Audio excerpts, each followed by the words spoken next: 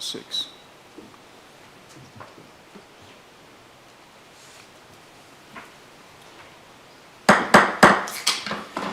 Before I proceed, I'd like to turn over the meeting to a student who will receive tonight's President's Award. Please welcome to the dais Leonardo Gomez.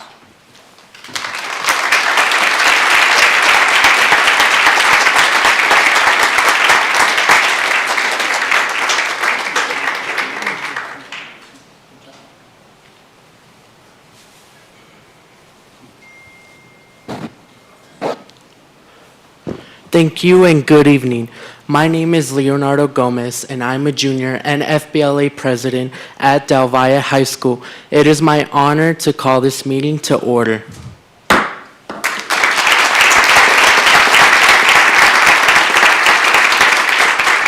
Thank you.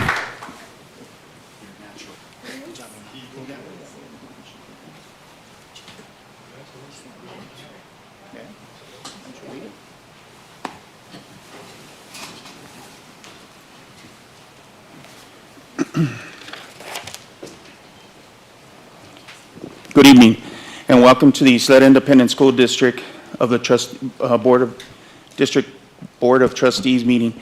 In accordance with Ysleta ISD Policy BED, this meeting is open to the public, and we invite citizens to offer comment during citizens input portion of the agenda. Please note that the board will listen to all input, but is legally restricted from discussion and deliberation on the matter present during this time.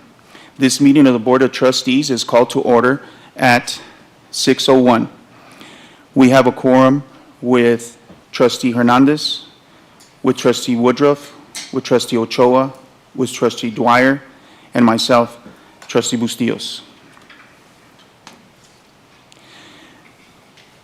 Tonight, a moment of silence in honor of our dear friend, a longtime public servant, Alicia R. Chacon, who passed away in November, and Ysleta High School graduate. Ms. Chacon broke barriers when she became the first Mexican-American woman to serve not only on this school board, but on the El Paso City Council, and she was also the first woman elected as a county clerk and county judge. Her passion for public service and education inspired the district in 1995 to name the International School in her honor, which served in a lasting tribute to her amazing legacy and service and leadership. She will be deeply missed by all.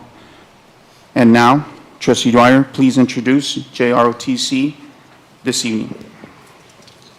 It has become a tradition to honor our nation at each of our board meetings by presenting the colors, reciting the Pledge of Allegiance, and then posting the colors.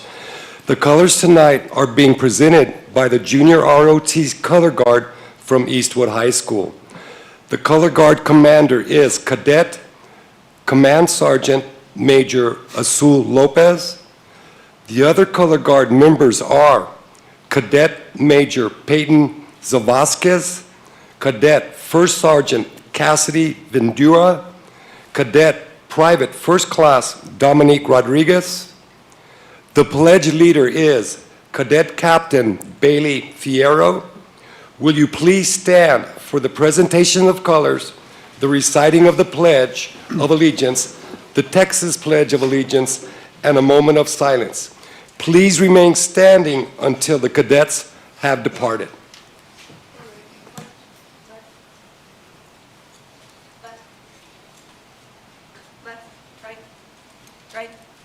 Right, left.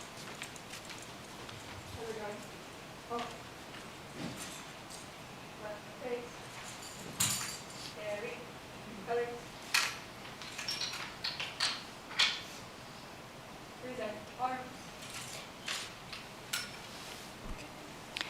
Ladies and gentlemen, please join me in the Pledge of Allegiance.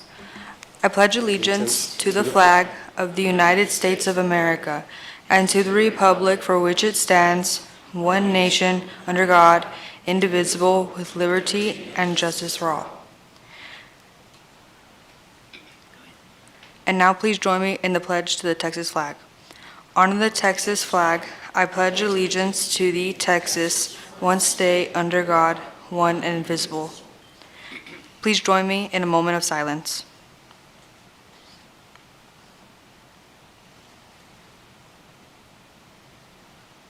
Thank you.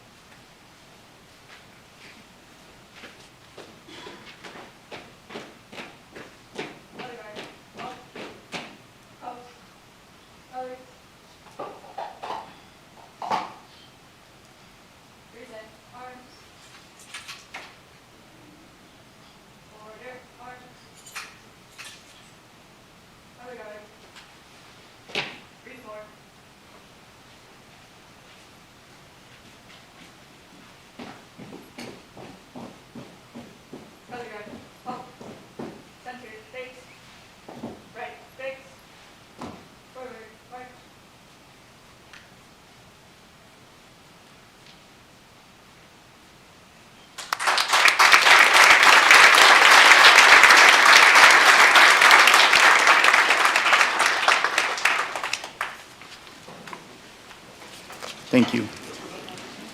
Dr. Del Torre, do we have recognitions and introductions this evening? Good evening, President Bustillos, members of the board, esteemed guests. We do. I invite our Chief Human Capital Management Officer, Mrs. Bobby Russell Garcia, to lead in our recognitions and introductions this evening. Good evening, Mr. President, members of the board, Superintendent Dr. De La Torre. We have 2 recognitions for you tonight. At this time, we ask all trustees to please come to the front of the dais. Audience members, please remain seated until all recognitions are complete. Thank you.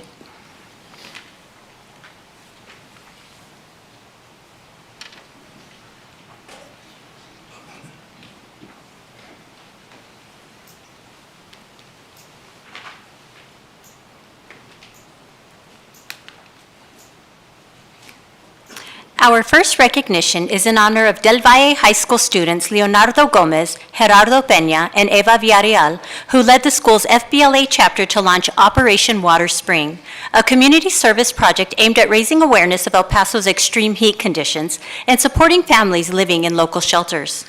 As part of Operation Water Spring, these FBLA students organized a donation drive to collect bottled water and essential hygiene items for families in local shelters, working to protect their health, dignity, and daily comfort. Through their teamwork and outreach, they are also now raising funds to donate air conditioning units to a nearby shelter and hope to inspire other young leaders to take action in their communities. This remarkable group embodies true service excellence, and we are proud to recognize their volunteerism and leadership with the December 2025 President's Award. Ladies and gentlemen, from Del Valle High School, please welcome the school's FBLA President and the Texas FBLA Vice President, Leonardo Gomez.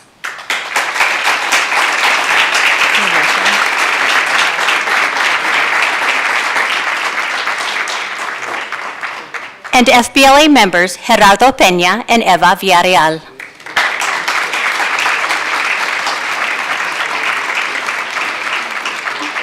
They are accompanied by their principal, Valerie Hairston.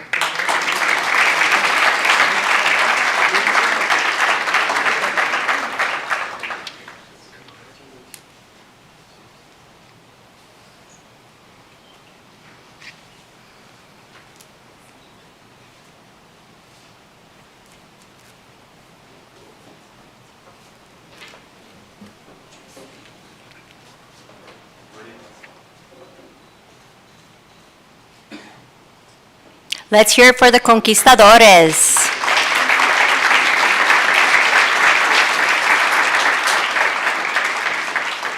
Tonight's final recognition is in honor of 6 exceptional marching bands from Bel Air, Del Valle, Eastwood, Hanks, Parkland, and Ysleta High Schools, which earned the highest Division I superior ratings at their UIL regional contests this fall, advancing to the area round of competition in Class 4A, 5A, and 6A.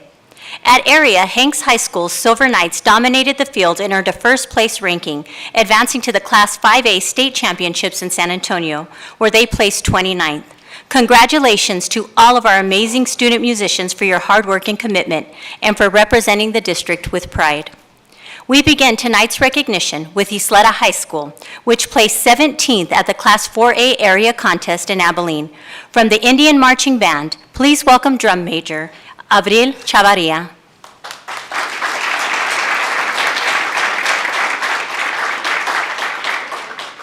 And flag captains Brizia Enriquez,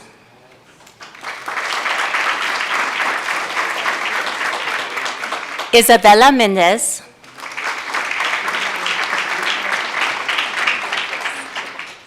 and Faith LeBlancas.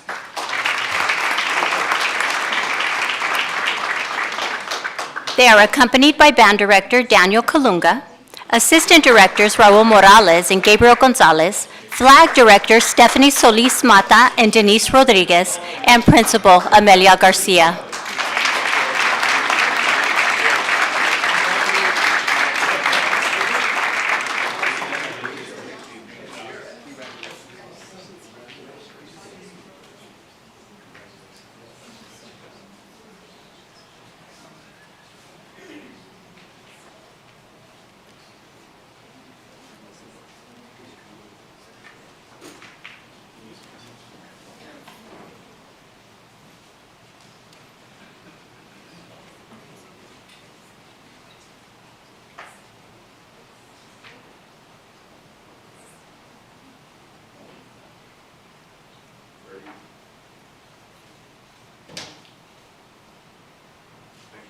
Let's hear it for the Indians.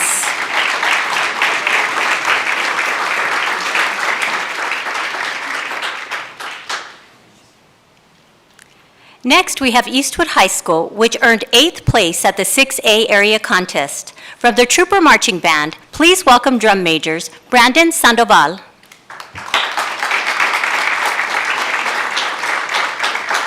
Julian Monsivay,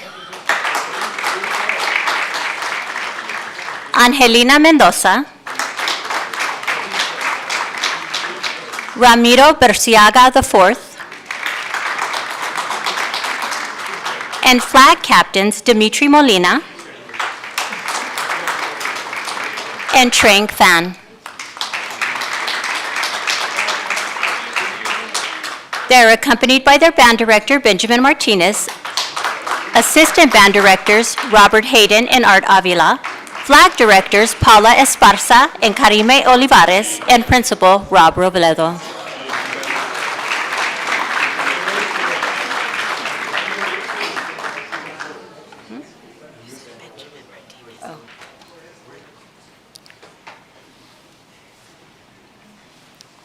My correction, it's Benjamin Perez.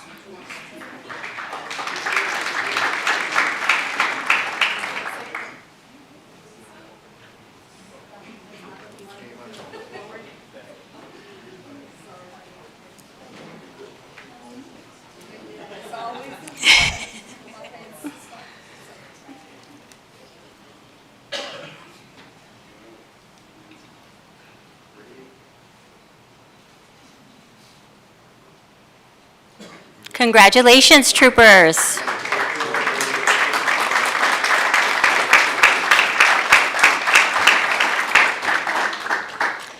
Next, we have our Class 5A bands. First, we have Bel Air High School, which placed 11th at the 5A area contest in Andrews, Texas. From the Big Red Pride Marching Band, please welcome drum majors Jacqueline Lopez,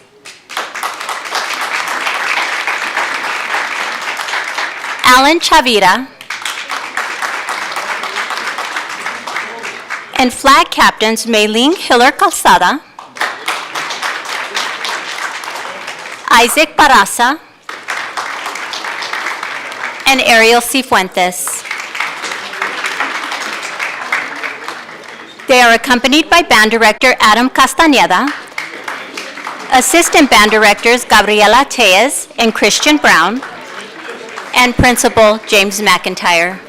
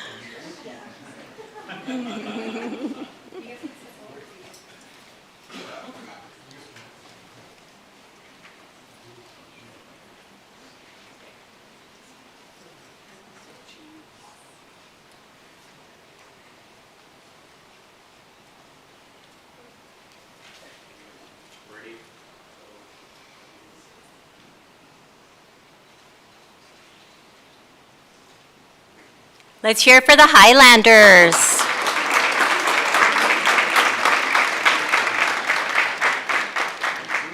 Next, we have the Conquistadores. Coming in at 8th place at the 5A area contest was the Del Valle High School Marching Band. Please welcome drum majors Julian Gruber,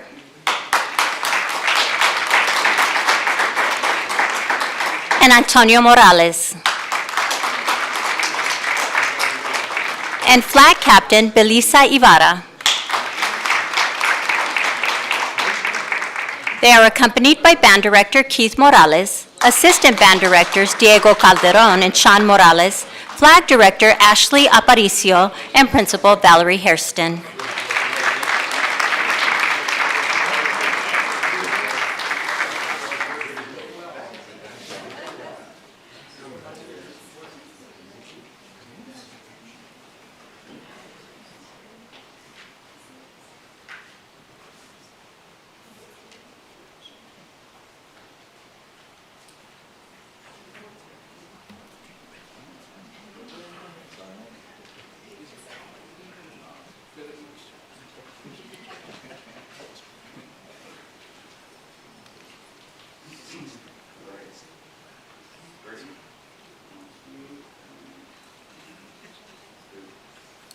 Congratulations to the Conquistadores.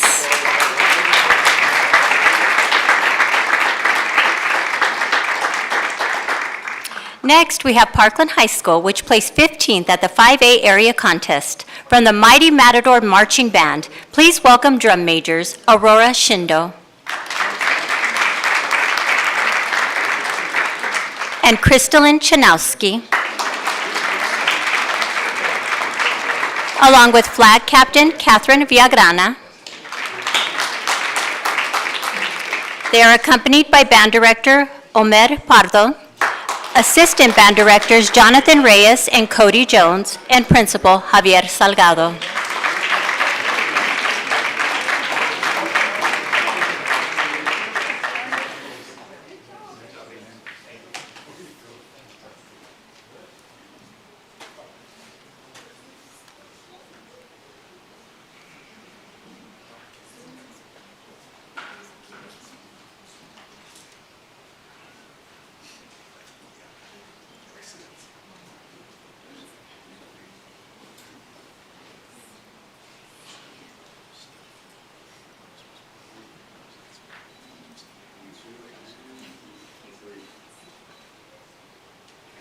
Let's hear it for the Matadors.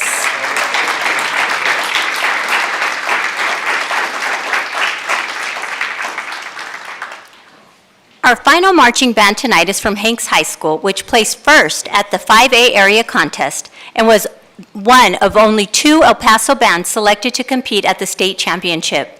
From the Silver Knight Marching Band, please welcome drum majors Caitlin Hernandez and Sofia Ledesma, and flag captains McCade DeArmond and Zaida Ramirez, Adeline Regalado, and Jaslyn Garcia. They are accompanied by band director James Cordova, assistant band directors Luis Ibarra and Calvin Edwards, and assistant principal Brenda Terrazas.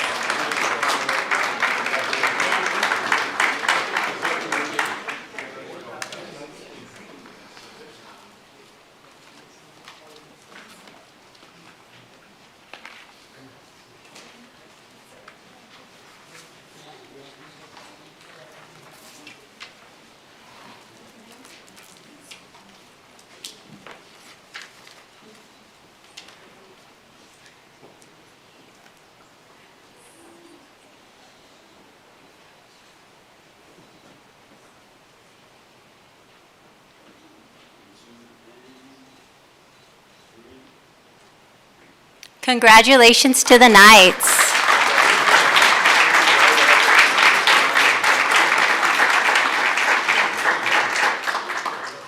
This concludes our recognitions for this evening. Thank you.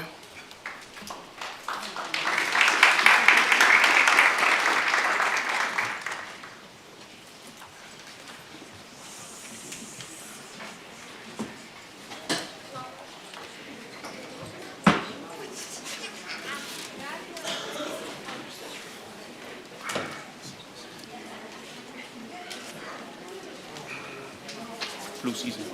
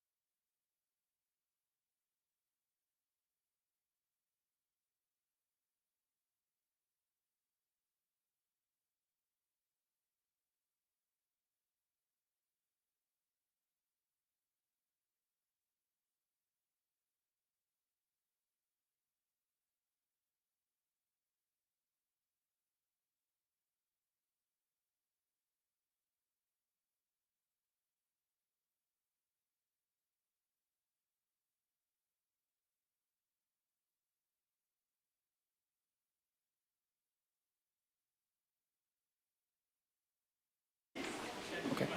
Ready? Trustee Woodruff, do we have any citizens' input this evening? Yes, Mr. Bustillos, we do. I'd like to call Sandra Rodriguez. She's speaking about board candidates, District 7. There she is.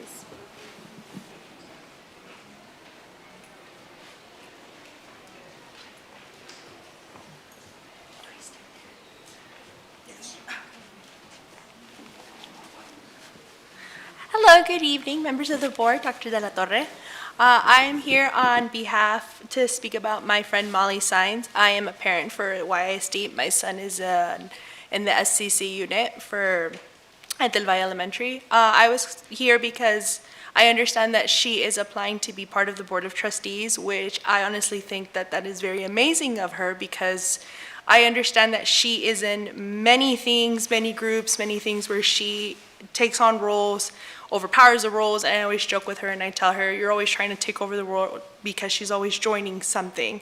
She also led what we call the Mommy Army at our school, where I understand that we were going to get moved to Presa.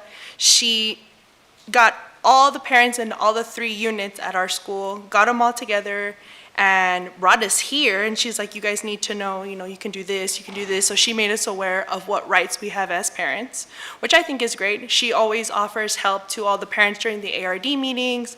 She's always just offering whatever advice that she can for us, and she's always very involved with every kid, whether it's in a special education program, whether it's just a general ed program. She's just, anything that it is, she's trying to get the Special Olympics at our school. She's just always very, very, very involved. And she genuinely cares for any child that's anywhere. Even if it's like something online, she also offers, like, she'll write to the parent that's like complaining online. She's like, you know what, my name is Molly Sines, I can help you. So I think that she would be an amazing member here, because she just genuinely cares about the students. If you want someone who cares about kids, I think Molly would be a wonderful candidate to be part of the Board of Trustees. Thank you. Thank you. Next, we have Yvonne Ortega.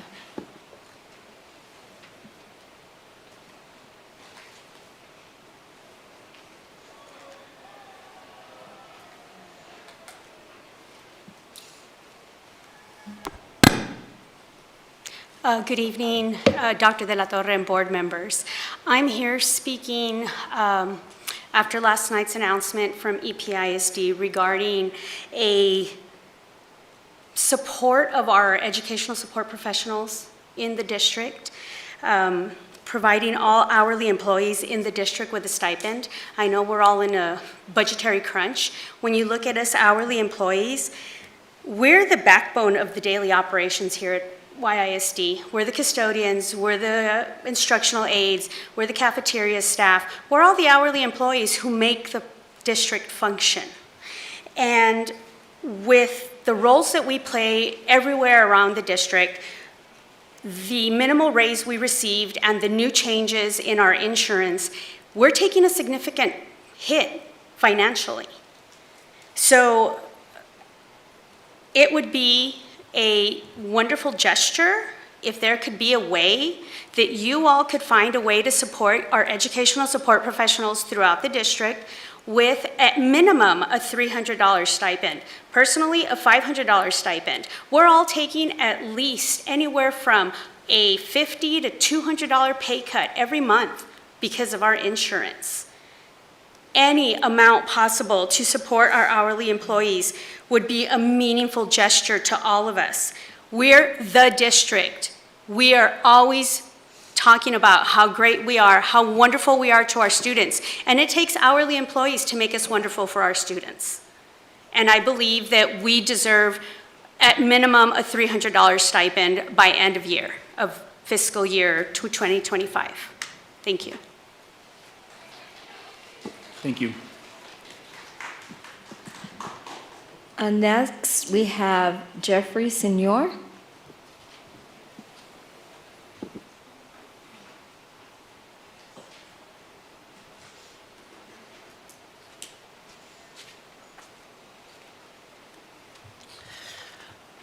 Good evening, President Bustillos, Board Trustees, Superintendent De La Torre. My name is Jeff Senor, and I represent the members of the Ysleta Teachers Association. The employees of YSD, especially our hourly staff, consistently give so much of themselves. Many use their own personal finances to make the holidays special for our students, and yet the reality is that many of our employees are struggling.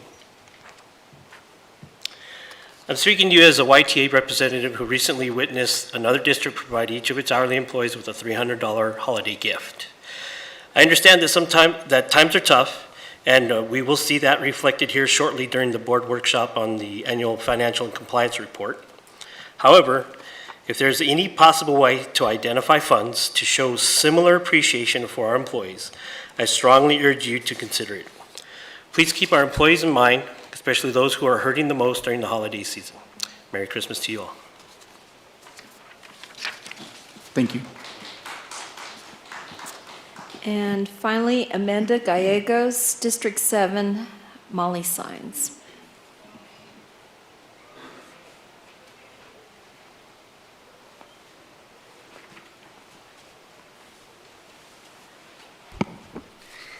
Good evening, Superintendent De La Torre and members of the board.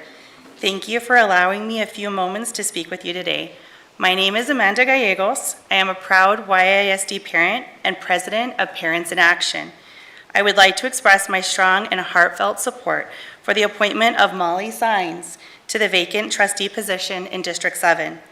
Having known Molly for several years, I can confidently say that she embodies the dedication and vision we need in our district.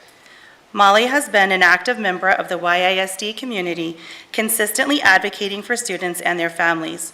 Her passion for education and her commitment to fostering a nurturing and effective learning environment is evident to anyone who has had the pleasure of working with her. She understands the unique challenges that we face in our district and has innovative ideas to enhance our children's educational experience. Moreover, Molly's ability to listen to parents, teachers, and students alike sets her apart as a leader who prioritizes collaboration and inclusivity. She is not only knowledgeable about educational policies and practices, but also possesses a unique perspective that encompasses the diverse needs of our community. In short, I truly believe that appointing Molly Signs as a trustee will be a tremendous asset to the board and to all of us in District 7. Thank you so much for considering her for this role. Thank you. That's everyone. Thank you, Ms. Woodruff. Dr. De La Torre, do we have any presentations this evening? Yes, President Bustillos, members of the board, we have 4 presentations this evening. The first is the 2025 Annual Financial and Compliance Report presentation, Representatives from Whitley Penn, Ms. Selena Cereceres, will lead in that presentation. Thank you, Dr. De La Torre. President Bustillos and members of the board, we are here to discuss the results of the 2025 audit.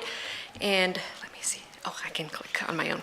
Let me go through the audit process. We started in the spring timeframe with our risk assessment, not just over the financial reporting areas of the district, but also over your federal programs. At this point, we look at turnover, we look at changes in internal controls, identify the key controls, and then develop tests of those controls for various areas that we'll discuss here in a bit. The third step of the audit is the substantive portion, which happens after the district closes its books as after June 30th, 2025. All of this was necessary in order to issue our opinion. And there are 3 types of opinions that any entity can receive, and they worsen as you go from left to right. So everyone wants an unmodified opinion, and we'll discuss what an unmodified opinion means, so I won't spoil the good news here, but I guess I alluded to it. We'll start with the areas that we focus on. Information technology obviously feeds everything, so we do a control walkthrough over that area, and then we move into the public education information management systems, or PEMS, and we're looking at attendance as well as financial reporting that's transmitted to the Texas Education Agency. And as we all know, average daily attendance drives state aid, and so we're verifying that on our end to make sure that controls are in place to prevent material misstatement. We also look at non-payroll or accounts payable, other revenues such as your child nutrition funds that may flow through the district, payroll, human resources, and of course procurement, not just from a state compliance aspect, but also on the federal side. You'll see here in a bit that we also tested certain federal programs, and we performed specific tests in accordance with the Office of Management and Budget. On the next slide, you'll see our substantive procedures, and they become more intense, and the evidence is stronger as we move from steps 1 through 5. And of course, we start with the basic our analytical procedures with a flux analysis, what changed from one year to the next, move into a ratio analysis, and then perform predictive tests as well to determine if revenue is as expected or is reasonable. Vouching is looking at bank statements, invoices, et cetera. And then confirmations from third parties are very critical in our process, and this is for your cash, investments, bonds. And then we can also pull third-party reports from the Texas Education Agency for state aid and any other federal or state funding that comes from those regulatory agencies.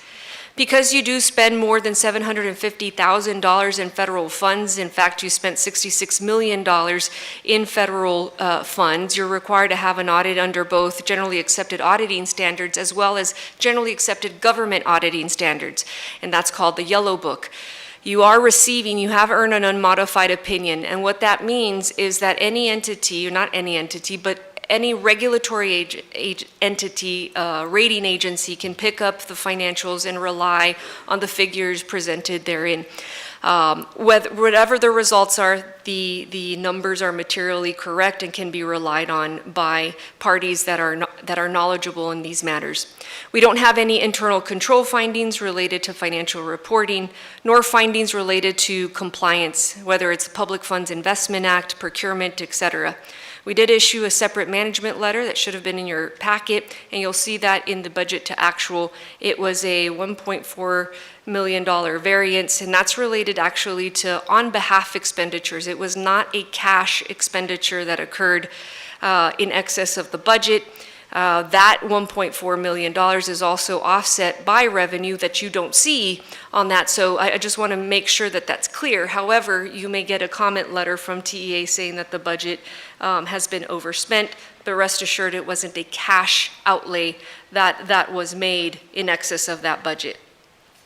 The federal programs audited this year in accordance with the Office of Management and Budget were Title I, Part A, the Special Education Cluster, and the 21st Century Community Learning Centers. If you recall, in previous years, ESSER was always on this slide because of since 2020 all the way through portions of 24. All of those funds have been exhausted, and so now we're left with the regular federal programs. Child nutrition took a break this year. Those large programs have to be audited every 2 years, and so these were the programs that had to be tested. We are issuing an unmodified opinion or a clean opinion on each of these federal programs with no internal control findings or compliance issues as well. Any questions before I move on into the financial statement highlights? Yes, I just wanted to be clear on we had a budget law violation. That's correct. We're not in any trouble. Is that what you're trying to tell us for this violation? That's correct, and it's also in the note disclosure, and TEA will see that letter that I wrote. So the reason we could do a management letter as well is, one, it's not material, and it's actually a fraction of a percentage point of your budget. Those are two important things. The second thing, it's not a cash outlay. So the note disclosure and the management letter addresses it, but we're just being proactive to address it to TA, saying, we know you're going to comment on this, but this is what happened. If it were material, it'd be in your single audit report, it'd be in here as either a significant deficiency or a material compliance violation, which it is not. It is not material to the financial statements. However, we still have to note it and bring that to your attention. What would be considered a significant deficiency?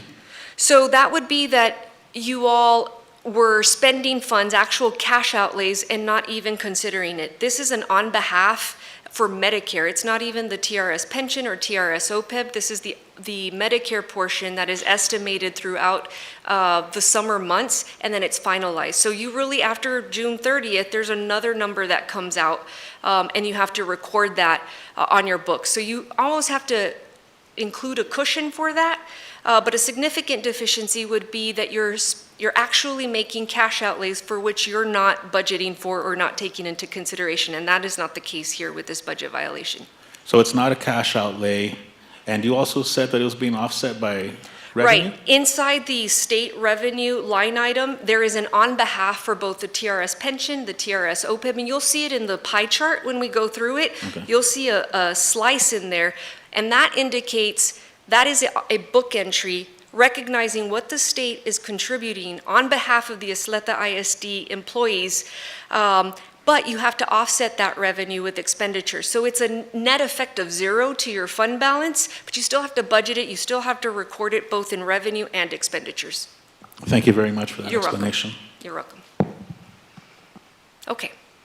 Now we can go through the government-wide financial statements. These particular financial statements are presented in Exhibits A1 through B1, and they represent the financial statements of the district as a whole as if you were a corporation. It includes your long-lived assets, such as capital assets, and your long-term debt, like your bonds payable.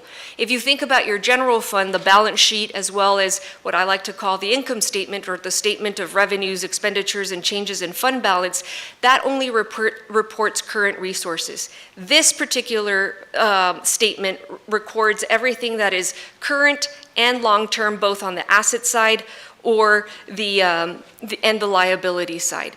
So we go through it, your total assets and deferred outflows totaled $1.3 billion, with capital assets being the majority of that at $1 billion. Your cash and investments were $166 million, and then you have receivables of $51 million. Because you are a June 30th year end, you received two significant payments from the state for state aid in July and August, and that makes up the majority of that $51 million, including your property tax receivable as of year end. Your total liabilities and deferred inflows, and these deferred outflows and inflows relate to the pension and OPEB liabilities, which we'll discuss here in a bit. And they're not your traditional liabilities, they're quasi-liabilities and quasi-assets that are required to be reported in accordance with GASB standards number 68 and 75, and the TRS requires us to do that as well. So out of the $1.4 billion, bonds payable make up $934 million. This year, actually on June 27, 2025, you issued the tax and revenue anticipation notes of $49 million. This is different from your bonds payable. It is short-term. It does expire, or it does mature in February of 2026, and it is recorded in the general fund. This was issued for cash flow purposes.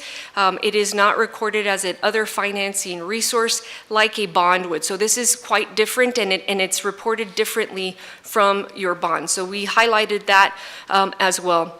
The net pension and net OPEB liabilities of $136 and $95 million respectively do not represent cash outlays. These are your proportionate shares of the liability that sits at the state level. TRS is a cost-sharing plan, so there's a liability that's owed by the state to all the members of TRS, whether you're a charter school, a school district, higher ed, or a state agency. Everyone participates in TRS. This proportionate share is determined by Ysleta ISD's contributions divided by all the contributions of the TRS members. It changes every year, and there's different assumptions, discount rates that play into these liabilities, but I note them here because they don't represent a check that you'll have to write tomorrow, like an accounts payable or a principal payment that you'll have to make for your bonds payable. And actually, for first rating purposes, when TEA looks at your net position or the net worth of the district, what they do is they back these two figures out and they add them back to the net position because they do not represent cash outlays. So those two are important liabilities to make note of. As we get into your operating fund or the general fund, we're looking at your budget to actual. You started the year with $78 million, and you'll see that we had a restatement of $8 million. The district diligently found $8 million that they could reimburse the general fund from the capital projects fund.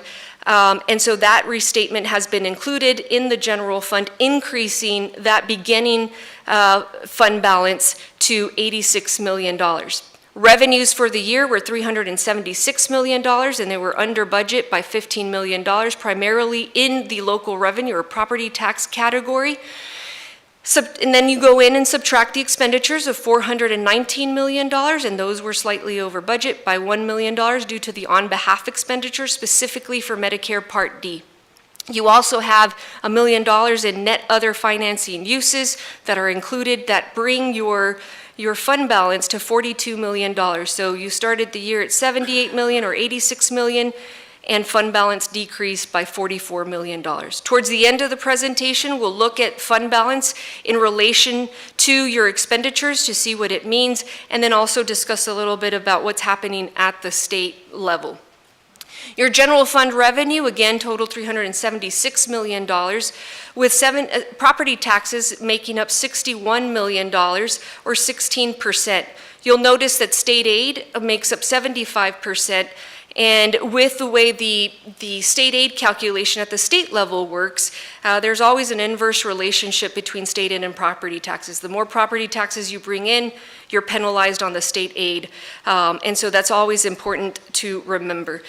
You also have the TRS on behalf totaling $25 million, and that includes that Medicare Part D, a portion of it, but primarily you have the TRS pension and OPEB on behalf expenditures, and we highlight it because that is not an additional $25 million in cash, and the $25 million is allocated among the functional expenditures to the same amount with zero effect to the fund balance. And then you have other local revenue totaling $2 million, which includes your interest income, and your federal revenue totaled $5 million. That's only included in the general fund. As you recall, I noted that there's $66 million in total of federal awards, but that is included in the special revenue funds in addition to these general fund federal revenues. Your general fund functional expenditures, you'll see that your instruction and related services total 58%, with your instruction and school leadership at 8%. Student support services are 13%, and that includes transportation, it includes extracurricular activities, any health services, everything related to the student is included here. The purple slice of the pie is 3%. When we do these efficiency audits for the voter-approved tax ratification elections, we're looking at many school districts across the state for the peer districts, and we also work with over 60 school districts across the state.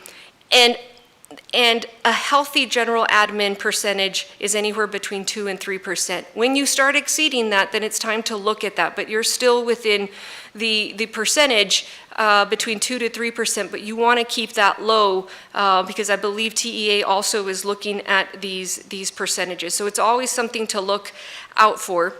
You have facilities maintenance and operations totaling $51 million or 12%. This includes, repairs and maintenance as well as your utility payments, and then of course your security monitoring, data processing, and other total about $23 million in the last 4% and 2% of your total expenditures. Now we get to the unassigned and assigned fund balance compared to your expenditures, and this comparison is very important because TEA looks at your fund balance in comparison to your expenditures on an annual basis for first rating purposes. And then also a reminder that the fund balance, this unassigned fund balance, is available for appropriations but should be used for one-time expenditures. It should not be used for recurring expenditures because you have to hold the line. You are a June 30th year end, and regardless if you are an August 31st year end, remember that the majority of your property taxes don't come in till November, December, and January, so you need that cash flow and you need a reserve to operate the first few months of the fiscal year. So if you look from 2021 over to this fiscal year that was under audit, you'll see a decline in the fund balance, and also the line shows the trajectory of the fund balance in relation to the expenditures. And so really you should be anywhere between 20 to 25% in those fund balance reserves. And so I just had to highlight that, and then just a reminder of that. Now, again, as I mentioned earlier, we work with over 60 school districts, and many are in the same boat. Some have had to do the voter-approved tax ratification elections and are planning into the 26-27 years for these deficits.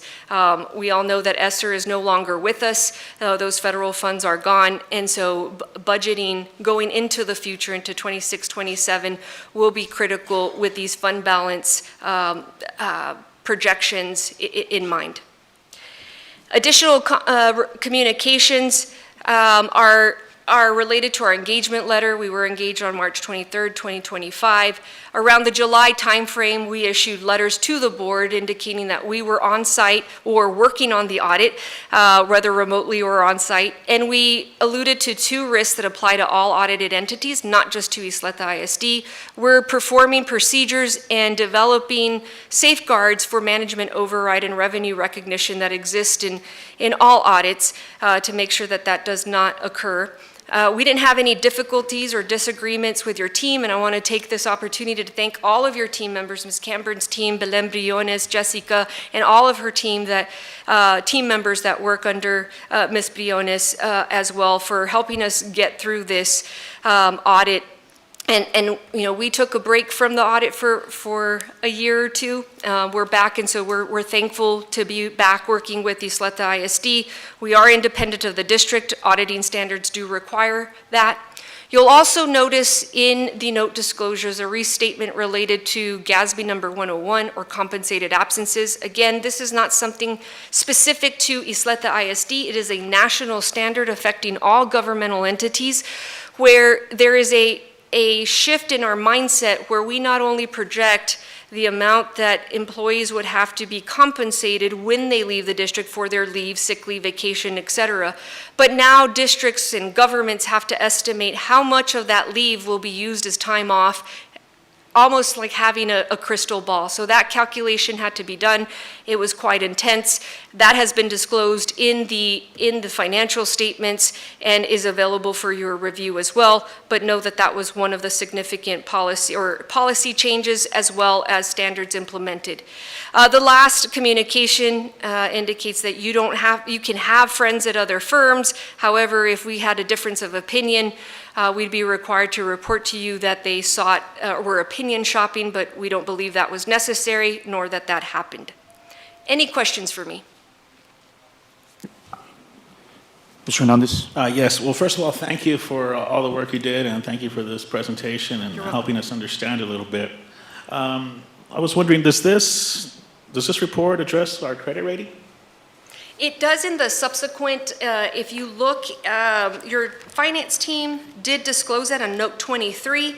It is a subsequent event since it occurred on August 23rd, 2025, but it has been disclosed in there that it was reduced. Well, let's talk about it now. How is our credit rating? So, and if you want to discuss that. Mr. Hernandez, Lindley Camburn. So we have Moody's and Standard & Poor's who both rate our bonds. We were downgraded one level, but we're still A-rated. I thought we were downgraded 2 levels. It could be 2 by Standard & That's Poor's, what I read. 1 by Moody's. 2 levels. Okay, and then, but what you should remember and what's most important is they're still considered investment grade. They are not speculative grade. So any A rating is still very high credit rating. So yes, we're downgraded. You know very well, you can see our fund balance and the rating agencies take that into consideration, but the credit rating on our bonds is still excellent. In fact, I'm still... So this downgrade of 2 levels, doesn't that affect our ability to borrow? Doesn't it affect our financial flexibility? And aren't we perceived as not financially stable? Not with a credit rating of any sort, no. If we were going to go out for bonds, it would be considered, and we would probably see a couple of basis points adjustment for the downgrade, but we aren't planning to issue any long-term bonds, so we aren't working with underwriters. There is a chance for a refunding in the near future. I believe we have bonds that are callable in August. We're already talking to underwriters about the potential for it. So far, I've talked with every single one of them, and the bond rating has already been published. I've talked with every underwriter. None of them feel like it's significant enough to warrant any concern. They still recommend going out with a refunding, and they say, actually, we will still yield a positive result by refunding. So I don't like it, but no, it hasn't harmed us. I appreciate your opinion, Ms. Cameron. Also, it was stated that the fund balance should only be used for one-time expenses and not recurring expenses. Is this district currently using the fund balance for recurring expenses? Not that, as I have not looked at your 2026 fund balance, right? So all I have is your 2025 expenditures on what you budgeted. So as it looks, you had a decrease in your fund balance, and so I know that your management team is looking at the 2026 budget and 2027 budget, so I'll let Ms. Camburn also address that. Yes, sir. As you well know, we adopted a budget with a deficit of $22.2 million for 25-26. We will be using fund balance. We've actually disclosed to you, and we've had many discussions about the fact that I expect you will be using fund balance this year and next year. We are exhausting a concerted effort to reduce that deficit, and when we talk in a moment about the financial stabilization plan that we are executing over the next 3 years, I'll share with you a little more information about our current status. But as Selena mentioned, her audit concludes on June 30th, 2025, so they're not looking at what is the budget for this year and our adopted deficit.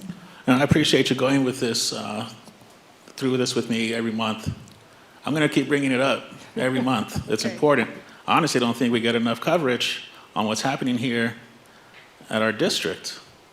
I think a lot of this stays silent, so you can expect me to keep identifying these things and bringing this up. Because for that year, we adopted a budget for a $22 million deficit, but it ended up being $35 million. No? No, sir, we're talking about 2 different years. So 25-26, we adopted a deficit, and as sad as it is, an intentional deficit. We told you we wouldn't have the revenue, and with the current constraints that we were given about the budget, we adopted a $22.2 million deficit. The prior year, we did adopt a deficit as well. It was about 17.5, I believe. And we projected, when we came into February, and again, we'll talk about this in a moment, February 2025, we said, we're in trouble. We need to implement some pretty drastic measures. We think we're going to end the year with a $56.4 million deficit. By the end of 2025, we had reduced that deficit to 43. I see we have financial stabilization plan presentation. Maybe this conversation might be, okay. Thank you very much. Yes, sir. Thank you. Anybody else? No? No. Thank you, Ms. Ceres.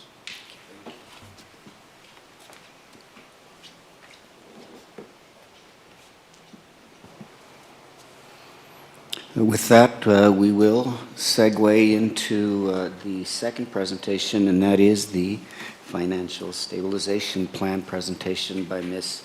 Lindley Camber. Good evening, President Bustillos, trustees, and Dr. De La Torre. So, we've already talked about some of these things. Before I delve into the presentation, I want to let you know that I'm going to go back to some history, talk about where we started, much like Ms., and I'm not even going to try to say the last name, Ms. Selena did. But moving forward, I think you'll be encouraged by where we actually are after 4 months into this fiscal year. So, in 24-25, we adopted a budget with a deficit of, I think, about 18 million. By February 2025, we said, whoa, we need to pump the brakes. We're looking at a deficit of 56.4 million if everything continues as it is through this fiscal year. We immediately implemented measures to reduce spending, to limit travel, to limit hiring, and we said we have to look at the health fund. We have been making a contribution, a level contribution by employees. They've not had a premium increase in over 10 years, and the district is funding the entire cost of the health fund. By the end of June, we had reduced that deficit to 43.1 million, as we just heard in your audit report. So by just the measures we took between February and June, we managed to reduce that deficit from 56.4 down to 43.1, which is what was actually reported in the financial statements. Obviously, when you have a deficit, it impacts your fund balance. You think of fund balance usually as your savings. What do you have to live on if you didn't get revenue for a while? And so I'm going to look at the same place where Ms. Selena started. At the end of June 2024, we had a fund balance of 78.3 million. The deficit for last year was 43.1. As she mentioned, we worked through our capital projects and found monies that we could transfer to the general fund of almost 8 million, or 7.8, as reflected on the slide, ending our year with a fund balance on June 30th, 2025 of 43 million. We budgeted a deficit of 22.2 million, meaning that if everything continued as it was budgeted, at the end of this fiscal year, we're going to be down to $20.8 million in our general fund balance. Now, obviously, when we're developing a budget, we look at revenue and expenditures. Revenue is pretty hard to control, and the primary factor that impacts our revenue is student enrollment and ADA. We projected a loss of 1,000 students, meaning a loss of about $10 million in revenue. That was included in that $22.2 million deficit. But as Dr. De La Torre told you last month, we lost an additional 400 students, reflecting about another $4 million in lost revenue. So if you take that into consideration, we're not chasing a $22.2 million deficit, we're chasing a $26.2 million deficit. So that's the bad news. Then we look at expenditures, and throughout this year, for the first 4 months, we have already implemented these particularly stringent measures. We're reviewing every single purchase, and we're limiting those to only allow mission-critical purchases. Now, I'll tell you, you may hear from your campus administrators and directors, why won't they let me spend my budget? Well, if I let them spend their budget, I'm going to be $26.2 million in the hole, and I don't want to be there. So I'm looking at every single expenditure. It takes them longer to make purchases, and we're not just letting them go through because they have the budget to do it. We're still limiting travel. We're not allowing stockpiling. So if you will, Say you tried to spend your entire budget on custodial supplies in the first month and hold them through the end of the year. That exhausts my cash quickly, so we're not allowing them to stockpile. You can buy 60 to 90 days worth of supplies and then buy them again in the next quarter so that we're not spending cash down too fast. We lowered the procurement card or P card purchasing limit. So just like a credit card, we lowered the credit limit for anyone that has access to a district P card. Every technology purchase is being reviewed by the TIS team. We're even refurbishing technology and putting computers back in service after our very talented TIS team works on them. We are, as we did last year, looking at district contracts, renegotiating them wherever possible, trying to find economies of scale and scope. And we were successful in negotiating many TIS contracts, and we're finding additional success this year in other contracts. You will see in the action item later in the agenda that we are participating in a subscription solar program with El Paso Electric. Because we're already partially through the year, I anticipate our savings through that program will only be $250,000 this year, but on an annual basis, I expect about $550,000 in savings. And that's a direct reduction of our electric utility bill with El Paso Electric. It'll show up every month on the bills. Additionally, you'll hear in a moment from Gallagher about the effects and the success of the health benefit reevaluation. And then, as we've talked many times, whenever someone retires or resigns from the district, we look at that vacant position and determine, is it absolutely critical to our mission? And if it's not, can we consolidate it or can we delete it? So those are measures we've already put in place, and I'm pleased to now go to the next slide and talk about actual expenses through October 31st. So to put this in perspective, if you think about it, October is the 4th month of the fiscal year. So 4 divided by 12 is 33.3%. You would anticipate then that we've spent 33.3% of our budget in each of these line items. So this is in your actual financial statements in the agenda this evening.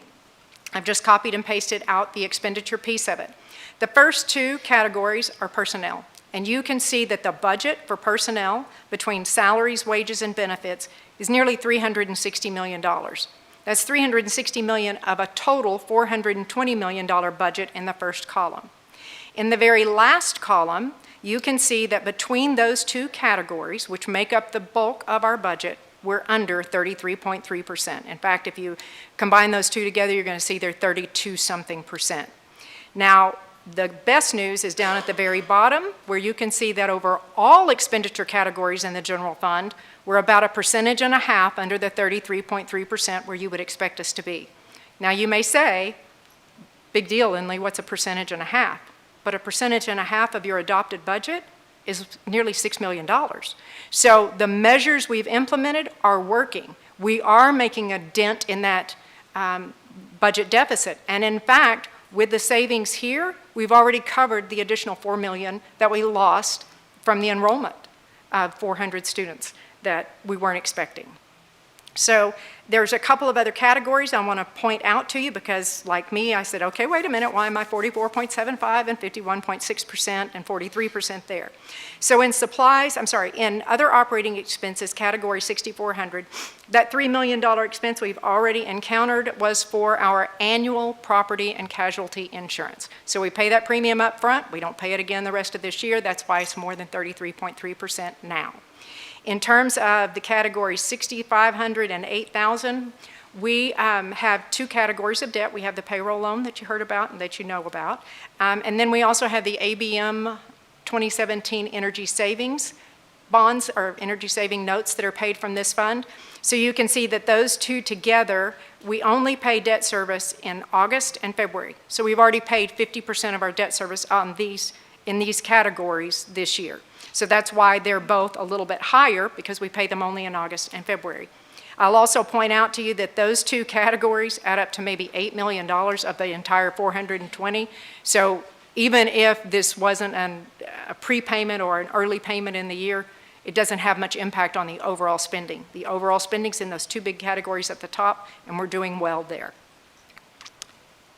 So if I carried all of this forward and told you, all right, here's my projection for end of year and where I think we'll be for fund balance, projecting the revenues all the way through the end, I think they'll be around $392 million. This is conservative. It's a little more than the 4 million because, quite frankly, I'm not sure what the government shutdown, the lasting impact of it is. We're seeing a delay in some of our reimbursements. We're seeing a reduction in the indirect cost recovery. So I'm being conservative here. If it pans out just like it was adopted, minus the 4 million, we'll be around 394 million. But for now, I'm being conservative. On the expenditure side, I just showed you the slide that said we adopted a budget of 420 million. I think we're going to spend closer to 412. So in terms of the deficit, that's really 26 million based on the actions taken by administration under your leadership and Dr. De La Torre's. I'm looking at a $19.5 million deficit or reduction in your fund balance. So we thought it was going to be that your ending fund balance would be 20.8 million. More likely it'll be 23.5 million. So I've been forthcoming with you all along. We're going to spend fund balance this year. We're going to spend fund balance next year. But I think we can dig ourselves out of this hole within that 3-year period. And with that, I can take your questions.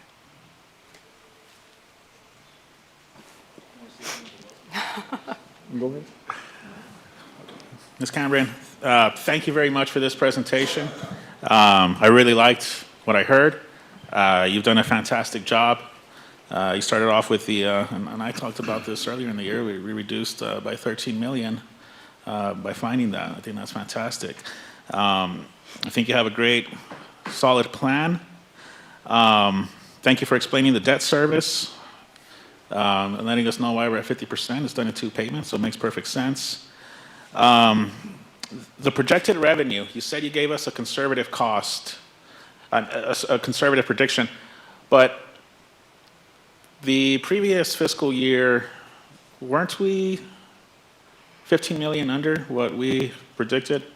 Do you think, so that's what has me worried. I don't know if we're being conservative enough. I think I've heard every year we're being conservative with our projections, yet it's not working out in our favor. Why are you more optimistic this time? I think because we right-sized the revenues, we really went back and analyzed where have we been historically, what is enrollment really doing. So keep in mind, historically we've budgeted for a loss of 500 students, and yet the loss grew exponentially and we lost 1,000 3 to 4 years in a row. We weren't expecting that and kept thinking positively, it's going to turn, it's going to turn. And frankly, I'll tell you that in budget development for this year, I'm looking at probably incorporating a loss of closer to 1,500 to try to be on the positive side of the revenues. Also keep in mind, we had a significant SHARS adjustment throughout the state that really hurt us last year. Okay, and going back to the fund balance, you said we're at 43 million right now? No, we're at 42 million. 42. Yes, and let's see if I have it here. You're projecting 23 million deficit? I'm projecting a $19.5 million deficit so that That's where I you'll got end with a confused. fund balance. Because I heard you say, unless I heard it wrong, sometimes I will rewatch these meetings and I'm like, oh, she said it, I missed it. So help me understand, what's the difference between the 19.5 million projected deficit, and then I could have sworn I heard you say that you're actually expecting a 23.5. So if you think about it, the bottom line is what I think the ending balance in savings account will be. So I thought it was going to, when we adopted the budget, we thought it was going to be an ending balance of 20.8 in fund balance. Oh, now I I'm see. saying, no, it'll be better. We're thinking you'll be closer to 23.5 Okay, so we're going to be left million. with 23.5 million. Yes. Okay, so now this is where I get concerned about the following year, I guess that'd be 26, 27 fiscal year. Are we looking at a similar, you said we're going to have a deficit again. Is it going to be the similar? Because that's going to pretty much deplete us completely. I don't believe so. And the reason I don't believe so is because we started this effort in February 2025. And in that time frame, we managed to reduce the deficit first for 2025 from 56.4 to 43. That's a huge jump. And it's a result of the concerted effort across administration and through your leadership and direction that we were able to reduce it. That's an ongoing effort, which you're seeing the result of. So if we're talking about 6 million in the first 4 months of the year, I believe with this continued effort, we'll adopt a budget with less of a deficit next year. Now, that's contingent upon you adopting a recommendation that we bring to you because, frankly, we still can't afford big raises. It'll be very likely we can't afford, and I won't recommend a stipend. We will carry forward the TRA because that's mandated by TEA. We will carry forward the SSRA, the Support Staff Retention Allotment, because that's mandated and provided through TEA. But to come up with another one and still minimize this deficit, I don't think that will be possible. I understand, but I'm going to ask anyways. We went over this in June. I already forgot the numbers. The hourly employees, how many hourly employees do we have? Oh my, Ms. Bobby will know better than We just I. went over it a few months ago. And About 3,000, sir. about 3,000 Yes, sir. times 300 is what? 9 million, let me think, how many zeros is that? 1, 2, 3, We're shading 4, the 5? needle, huh? No, 900,000. About 900, almost a million? Okay, I mean, it's at least good to know what we're dealing with, what the challenge is. I mean, nobody deserves an hourly stipend. I mean, excuse me, nobody deserves a stipend more than hourly employees. They need it. I mean, $300 goes a long way. You know, some of us might not know how far $300 can make a difference, but it can. You know, I heard the ask. It's, you know, it's all new. I'm taking in this information. I'm hearing it's going to be $1 million if we were to do something like that. Ms. Cambridge, we'll keep looking and trying to figure it out because I really want to do that. I've been trying to do that for 2 years. I don't know. We'll see what we can do. But I really like the actions we're taking. You promised us that you would come up with a plan, and you kept your word today. And you know, it seems sufficient. We've already seen some of the savings, and yeah, I think if we continue that way, I'm optimistic. Thank you for your work. Thank you.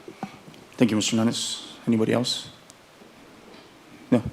No, thank you so much. I got one. Sorry. I just like to say thank you. Thank you for all your hard work. Thank everybody for their hard work. You know, looking at it on this end, you got a coach that we look at uniforms versus a banquet, which way do we go? And after all said and done, you know, our parents come to the aid of that. So it's just truly a team effort, you know, from our parents all the way up to this dais and your team. So I just really, really want to say thank you, everybody that's been a part of this, and know that we're working hard, and I know you're working hard to get us back right on track. I do have one question on enrollment. I know we projected, I think you said like 500 and it was 1,000 kids. How do you see an end to that? Or, you know, when I see, and I say Riverside because it's one of our smaller schools, and I see it, we've kind of, you know, plateaued. And then you see a little bit of a dip. But for the last 5 years, we've been at about 1,000 students, 950.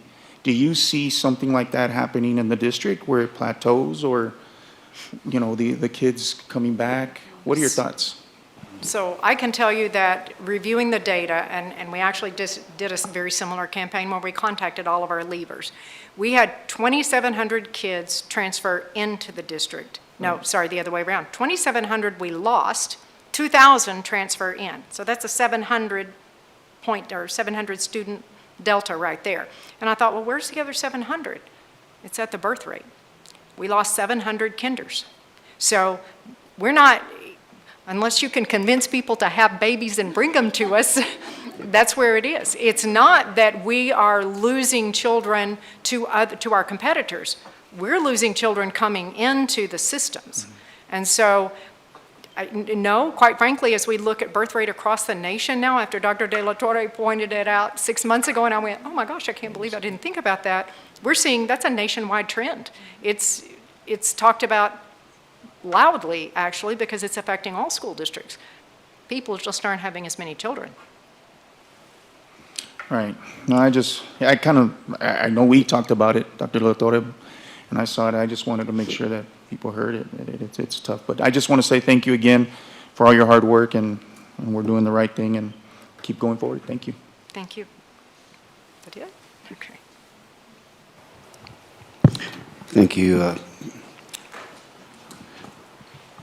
President Bustillos and members of the board. Our next presentation I'm going to give her a few minutes to work her way up to the podium, but one of the commitments that we made with Gallagher was that this board would get periodic updates on what's happening with our health insurance, with our health fund, so that it's never a surprise, so that it's a progressive relationship where we see what's coming and claims are being analyzed and examined. And so what we'd like them to do is kind of just give you a thumbnail sketch of what we went through this summer and the outcome of the open enrollment period that we concluded at the end of October.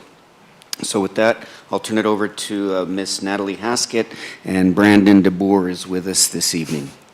Thank you, Dr. De La Torre. President Bustillos, members of the board, thank you for having us tonight. It's good to see you all again. For reference, I did not push Natalie down the stairs or anything like that. So again, thank you for having us. Before I turn it over to Natalie to reiterate the data, again, to Dr. De La Torre's point about enrollment, revised projections, the things that we did a few months ago, how are those panning out over the course of time through the open enrollment season and moving into 2026.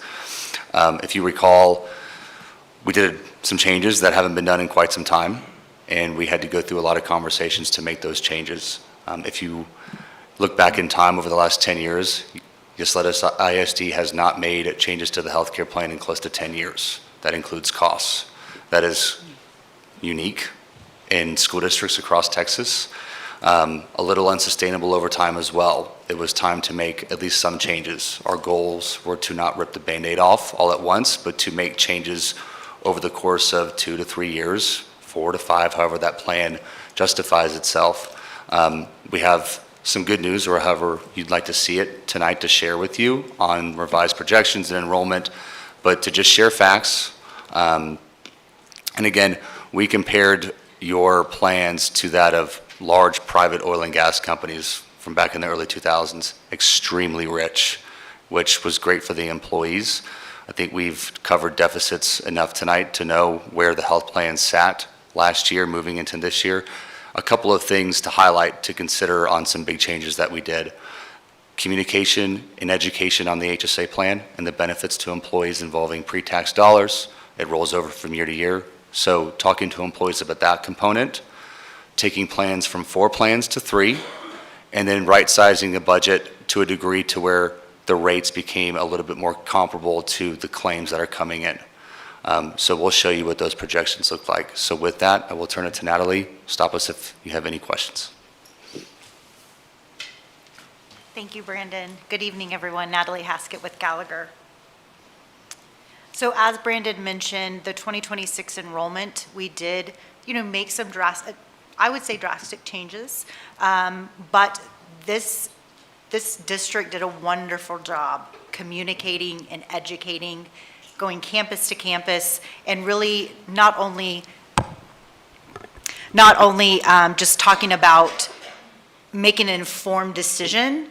They took time to explain really the differences between the copay plan, how the high deductible health plan will work, and how that also integrates with a health savings account. And remember, as a district, for those first-time enrollees into the high deductible health plan, they are getting some dollars to start off their journey. And it worked, it paid off. We'll look at some of the numbers in a moment, but we did see an increased enrollment in the high deductible health plan, even above and beyond what we projected when we were here last time. We did see a total enrollment reduced by 210 employees. 50 of those are planned retirees, so they were planned to leave the district in 2026. So when we talk about dollar savings and we look at some projections later on, we have to keep in mind that we did have a headcount decrease. So we're looking at, in 2025, we had about 4,100 on the plan. In 2026, we're projected to have 3,918. And you can see where those fell out, whether they are employee only, employee plus children, spouses, and family. So we did have to adjust some of our numbers for that as well. So as a reminder, in 2025, currently, the employees had 4 plans to elect, and then the declines participate in the special package. We had made some assumptions on where enrollment would go based on the revised rates and the communication efforts. And so we can see where we took those 4 plans down to 3 and where that enrollment kind of ended up for 2026. It's really kind of hard to look apples to apples, but I can say that we had not a lot of loss as far as spouses. We did have a few fallout from family and child, and then your employee impact wasn't as great as we thought. So with that, I wanted to remind you where we anticipated the migration. So when we came in the summer and talked about the projection and the budget and where we think things would flush out at the end of the year, we had made some enrollment assumptions moving from 4 plans to 3 that were, in all intents and purposes, very different from the current offering, right? We had increases in our deductibles and some copays, and so the structure was different. So we made some migration assumptions, and then we compare that to the actual enrollment. So what happened is we had less enroll in that platinum plan. We had a nice shift, obviously, to the high deductible health plan from 1,000. So you gained about 400 employees electing that high deductible health plan, and that's only in the employee-only category. So again, the wonderful communication and education sessions really allowed, I think, the employees to make a very wise decision going into 2026, and I believe they'll be a wiser consumer of their health care because of that. And so we did see some declines in the platinum and gold from our original projections, but you can see that high deductible health plan did outperform the gold plan. I did want to touch briefly on the headcount reduction. I wanted to draw special attention to those employees that elected the special package in 2026. So essentially you had 6 employees fall out of Plan 1, 78 from 2, and you can see so on and so forth. There were about 1,000 employees that declined last year that still declined coverage going into 2026. I was also outlined the planned retirees. You can kind of see what plans they had come from as well. And those retirees are included in the overall head count on the chart above. And so what did enrollment do to our rate development? When we were here last time, we talked about your current structure and what the employees are paying annually, what the district is contributing, and overall what that total rate for that plan is. Through our exercise, I'll remind you that we revamped the plan offerings and we priced them according to how we think they will be performing from a claims perspective. Because remember, this is only contributions. We still have the claims that are yet to come in 2026. And so the middle column is what we projected it would look like based on the current enrollment. We were using 4,300 lives. Obviously, we went down to 3,918. So that does take a reduction in not only the employees' cost share, but the district's cost share as well. That's natural. But based on where the actual enrollment came in compared to where we projected, with the headcount decrease and those additional lives in the high deductible health plan, where we thought 36% of the budget would shift to the employees, they ended up with an 8% increase overall. The district kind of came in flat, and overall our total rates, the way we rated the plans and the elections that the employees made as wise consumers, were almost flat. Now, remember, these are contributions only, so when we come back next time, we're going to have claims data. And so the intent is we have a lot of movement into that high deductible health plan, so some of those first dollars are going to be on the employee. We should see that reflected in our claims data as we kick off the first quarter of the year. And I also wanted to lastly just remind everyone that we are implementing a few programs in 2026 that we discussed last time that we're anticipating about a $4 million savings between Hello Heart, the removal of the GLP-1s for weight loss, and then that drug savings review program. So again, excellent job with the communication. We will continue to discuss how the claims are directly impacting enrollment and how we budgeted as we move throughout the year. Thank you. Any questions? Go ahead. Thank you very much for being here and giving us this presentation. First, also I want to thank Dr. De La Torre and your team for going out there. I'm sorry. Jake. Yes, Jake. Thank you, Jake. Thank you, Dr. De La Torre. I know you guys hustled. You had to do a whole bunch of educational sessions, and you got it done, and it looks like we had a positive effect, correct? Absolutely. Fantastic. Okay, so very simply, we were losing money because of our healthcare plan. And what I'm really curious about is what's the difference is going to be, I guess, after a year will be the appropriate time to look at it. What is the projection for that again? I know you probably gave it to us in all those numbers, and I'm sorry, my brain doesn't work that way. I missed it. Could you give it to me simply of what the projection is of how we're going to be doing better compared to previously? I don't have that with me. I believe we were, do you remember what? So what we'll do is when we come back next time, we'll have more claims data. Perfect. We just don't have the claims data right now to support. No, I completely understand. Yeah, I just wanted to give you that heads up as we get closer to having this plan in place for a year. Yes. That's what I like to see. And if you could give us updates periodically, that'd be fantastic. We'll be back here in a couple of months to show you the first few months of how the plan year is running. Right. And we'll go back and compare it to the prior plan year as well to see how your claims data is wonderful. Positively I really impacted. appreciate this transparency. You're all doing a fantastic job. Thank you. Of course. Mr. Dwyer? Yes, thank both of you for being here and your presentation. These plans take effect January 2026, correct? Yes, sir. January 1st.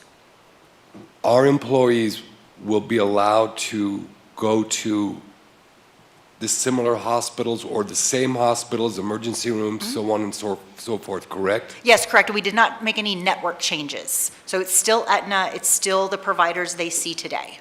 Okay, I just wanted to get that on record because there was something mentioned to Mr. Bustillos and I at our training Monday night, and it wasn't accurate. So I wanted you to speak to that. Of course. Okay, thank you. You're welcome. Anybody else? Okay. I'd like to say thank you for coming out, Ms. Haskett and Bar. I know this journey, when we started this journey in the summer, it was kind of, for all of us, it was heartburn, believe me, taking care of our teachers and making sure that they get the best plan possible. And thank you for giving us this and moving forward. I like to take the human element in this because we took all these numbers, and I'd like to, Mr. Vaquera, and could you come up real quick? And Dr. De La Torre, thank you so much for going out and speaking to our teachers and educating them. I don't know if you can elaborate a little bit of how you guys went out there and you know, took that human element and talked to our teachers and told them exactly what we were doing. Can you elaborate a little bit? Yes, sir. Thank you, President Bustillos. So, sir, the superintendent of schools and myself we did a total of 53 presentations district-wide. So we visited every one of our school campuses as well as our service center. And we had several presentations here housed at our central office. The bulk of the presentation the focus was to clearly communicate to our employees what the health plan entails, what the big differences are between a co-insurance model versus a high deductible healthcare plan. Also, and dig in deeper in details on the HSA, the health savings account, and the tax benefits that an employee gets over time, particularly when they're planning for retirement utilizing an HSA. But the big idea was to be forthcoming and to understand that, yes, we did have increases in terms of deductibles, in terms of co-pays, and also in terms of our monthly premiums, and to ensure that all employees had all the information at their fingertips so that they can make the best choice for them and their family. And that was the book. And I would, at this time, like to commend our superintendent of schools, his presence and his drive to present at each and every one of our campuses and really communicate on a personal level to all of our employees.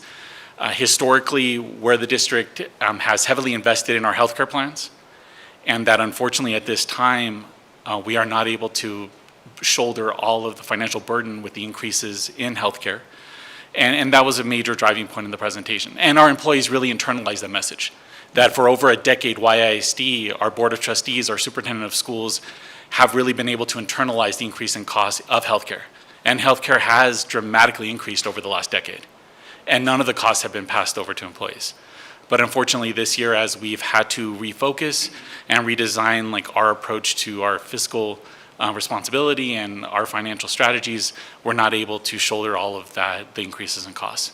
And most employees were very receptive to that message.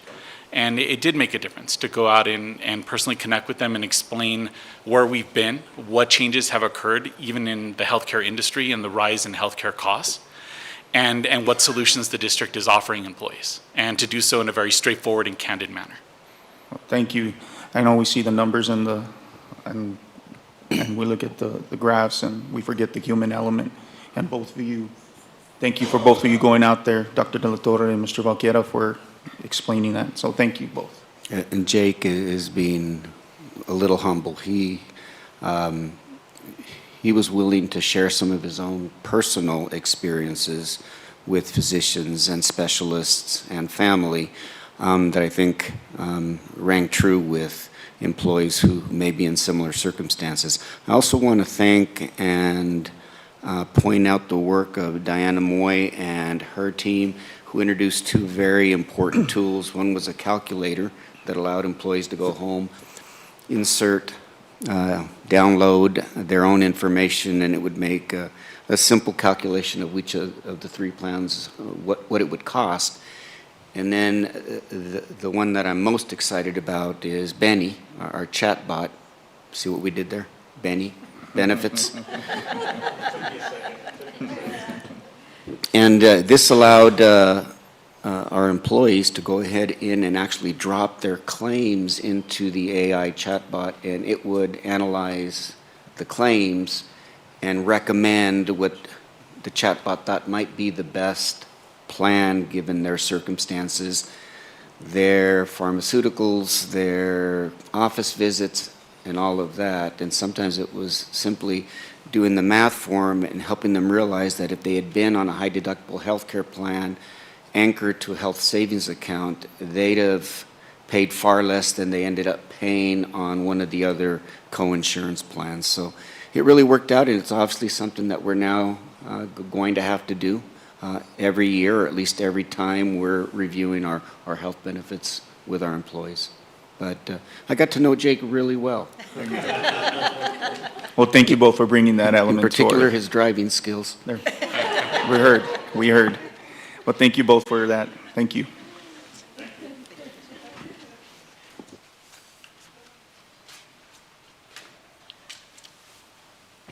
And we'll finish with a presentation from Dr. Chacon and Ms. Ana. They saved the best for last. I know, that's Here right. we go. Just kidding. Good evening, President Bustillos, members of the board, Dr. De La Torre. I actually have Ms. Ana Esqueda. She is our director The academic language programs, in her scope of work falls our emergent bilingual students, LOTE, languages other than English, your dual language, international schools, all of those big rocks fall under her department. And she is here to share the annual English as a second language presentation as required by TEA. And this gives you an update not only on our EB progress, our dual language progress, but also on certifying our teachers to ensure that every teacher in our system is either bilingual or ESL certified when they are servicing a student that requires the certification for English. So I am going to hand over the mic to her. Thank you, Dr. Chacon. Good evening. President Bustillos, members of the board, and Dr. De La Torre. As Dr. Chacon said, I am sharing tonight the evaluation for the Academic Language Programs Department. First and foremost, I want to just let you know that our emergent bilingual students are doing very well. The work of our teachers and students can be shown because we are doing very well in comparison to Region 19 and to the state.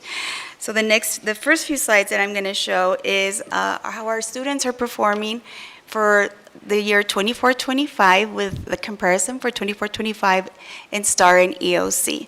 So if you can see here by subjects, well, all subjects, tested subjects 3 through 12, from reading, math, science, social studies, our English 1, English 2, Algebra 1, biology, and U.S. history. You can see that we range with our high percentage of 89% in U.S. history and ranging down to 37%. Our next slide will show us our students in the meets. Scoring in the meets range, we have, again, the same subjects for all our students, and you'll be able to see here the performance of our students with the top being at 50% and ranging all the way down to 12%. Last but not least, we have our masters, and so here also in all the subject areas, and you'll be able to see the comparison here for 24-25, with the 23 being the top in Algebra 1 again, and then ranging down to 1%, 0% in our English 1 and English 2. Our students, after they have been reclassified, are continued to be monitored, and so after they monitor, go through first year monitor, and then on the second year monitor, third year monitor, 4-year monitor, 5 is considered a former emergent bilingual. TA does require that we continue to identify our 5s. So once they have been identified as an EB and reclassified, we continue tracking these students and seeing their performance. These 3 tables show where they have fallen, approaches, meets, and masters, and as you can see, once our students reclassify, they are performing well. You see here in approaches, you have quite a few in the 99% range. In our meets, we do also have some students up in the 91% with our English 1 and 2. And then for masters, we also have students performing up to the 67% of our Algebra 1. And so you can see that once they reclassify, they're doing well.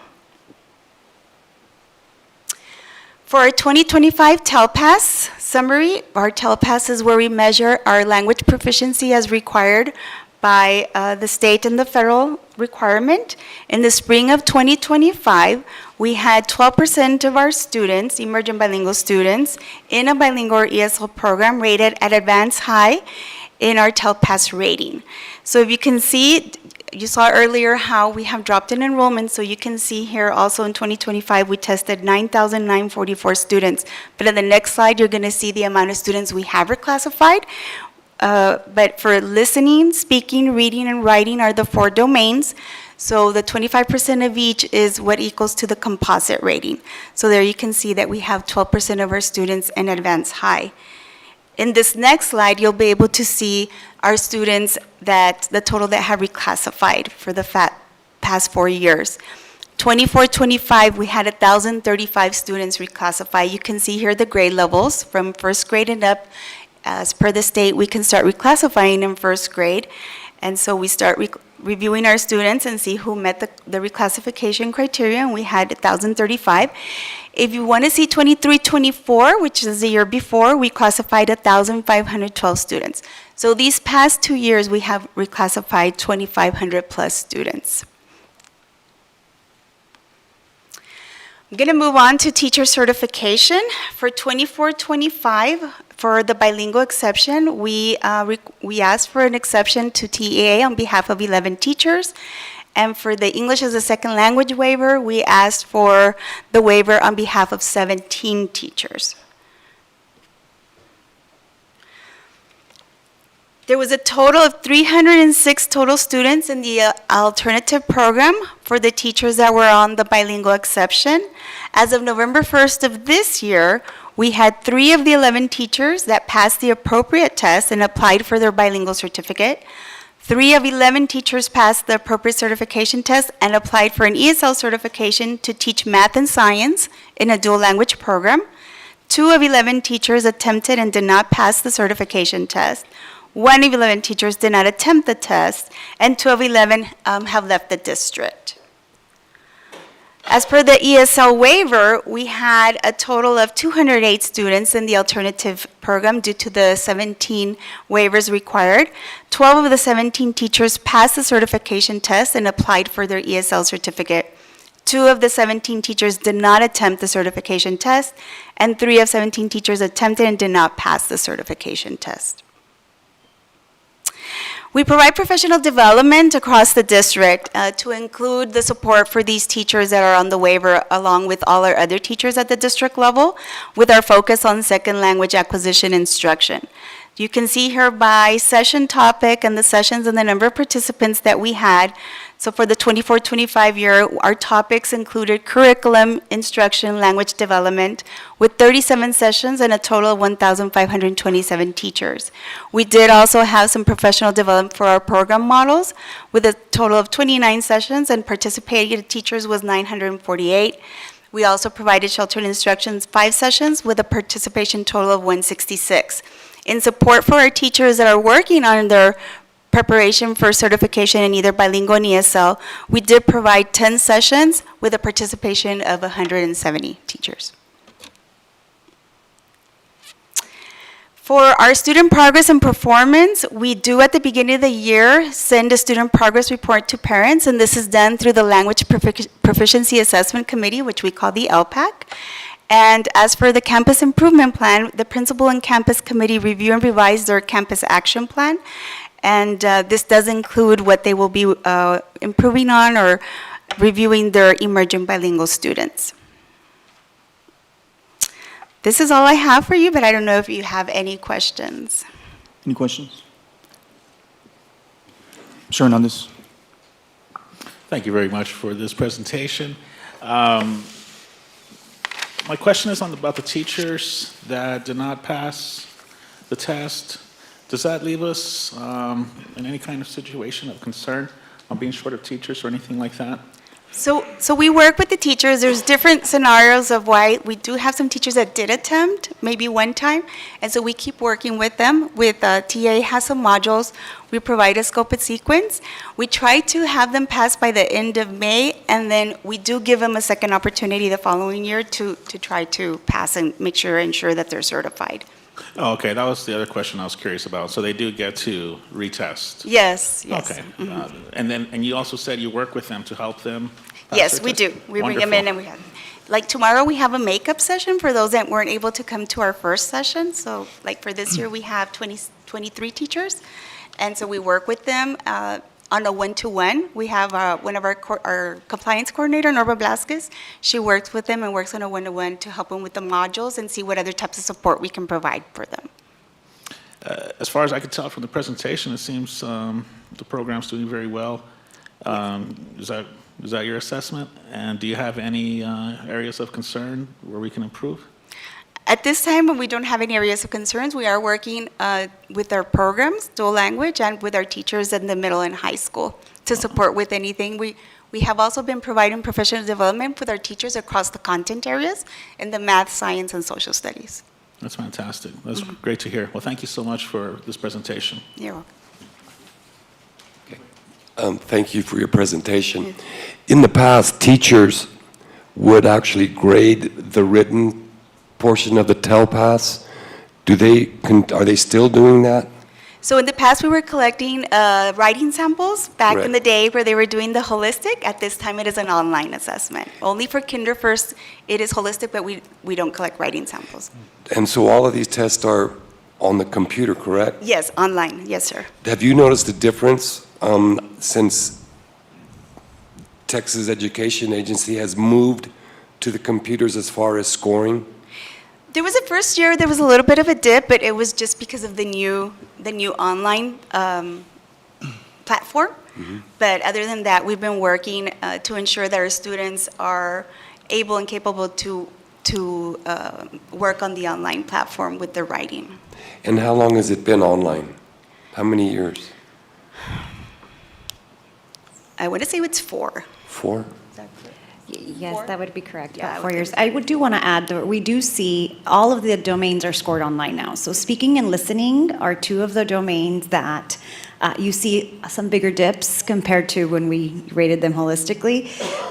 That is the writing, I think we've kind of gotten it, but the listening and speaking is 2 areas that we're constantly working on. So your students log on and they speak to the computer generates a score based on artificial intelligence. So the speaking is that, and the listening as well. So we actually, TEA released those for the first time ever this past year. So we had an opportunity to listen to our students. And so that was eye-opening. We did share that with our principals and teachers to kind of see, it's not that they can't speak the language, but when you're an emergent bilingual student, you tend to not be as confident or in front of a microphone. It's not the same in a social setting or in a classroom setting where they are used to the teacher and their peers. So it was a big learning curve for us, and we'll continue working in those areas. But yes, I mean, we've seen the dips, but we're constantly working on how we can make sure that our students are performing better. Okay, thank you. Thank you. Any more You're questions? Yes, Ms. Woodruff. I just have one comment. It's not really a question, but I'm thinking about even an adult trying to speak into a microphone, not having interaction with a person. That's got to be so hard. So hard for those kids. I mean, I equate it to when I ask Suri for something and Suri doesn't understand and I think I was clear, right? And she's like, I don't understand you. I'm like, okay, well, let me say it a different way. So yeah, for when you're a second grader or third grade or baby, all the way to high school, it's very different when speaking to a computer, to a microphone, in a testing environment. Is there any way that you can prepare them for that? So that's what we're doing. That's why the modules were released. And so we constantly have, we use Summit K-12, which we use it's a similar program to TELPAS, so it copies and emulates what TELPAS does. So that is one area. Also, as well, and this is for all kids, we believe in that all kids should be listening, speaking, reading, and writing because it's such an important skill to be able to communicate and articulate, right? So across our classrooms, we constantly work on the opportunities for student discourse, the opportunities for student to write their thoughts, express their thoughts. It's a contents challenge in those 5 across the board. So we're trying to provide several different opportunities where our students are able to speak, listen, read, write fluently. Not just the EB student, but it's an important skill for all students. Yeah, I was just thinking what they talk about now is kids having so much screen time and interacting on phones and things like that, that communication skills are kind of dwindling in some ways. So yeah, this could be and good definitely for COVID everyone. didn't help that, right? So after COVID, we're coming and we're really focusing on just, having a nice conversation. The phones, not having phones in the classroom has helped tremendously in that sense. But on the academic, of course, social and academic language are 2 different settings. And so we are always striving to improve that through our language arts, through all contents, especially science, to make sure that the classrooms are rich with student discourse. Thank you. Thank you.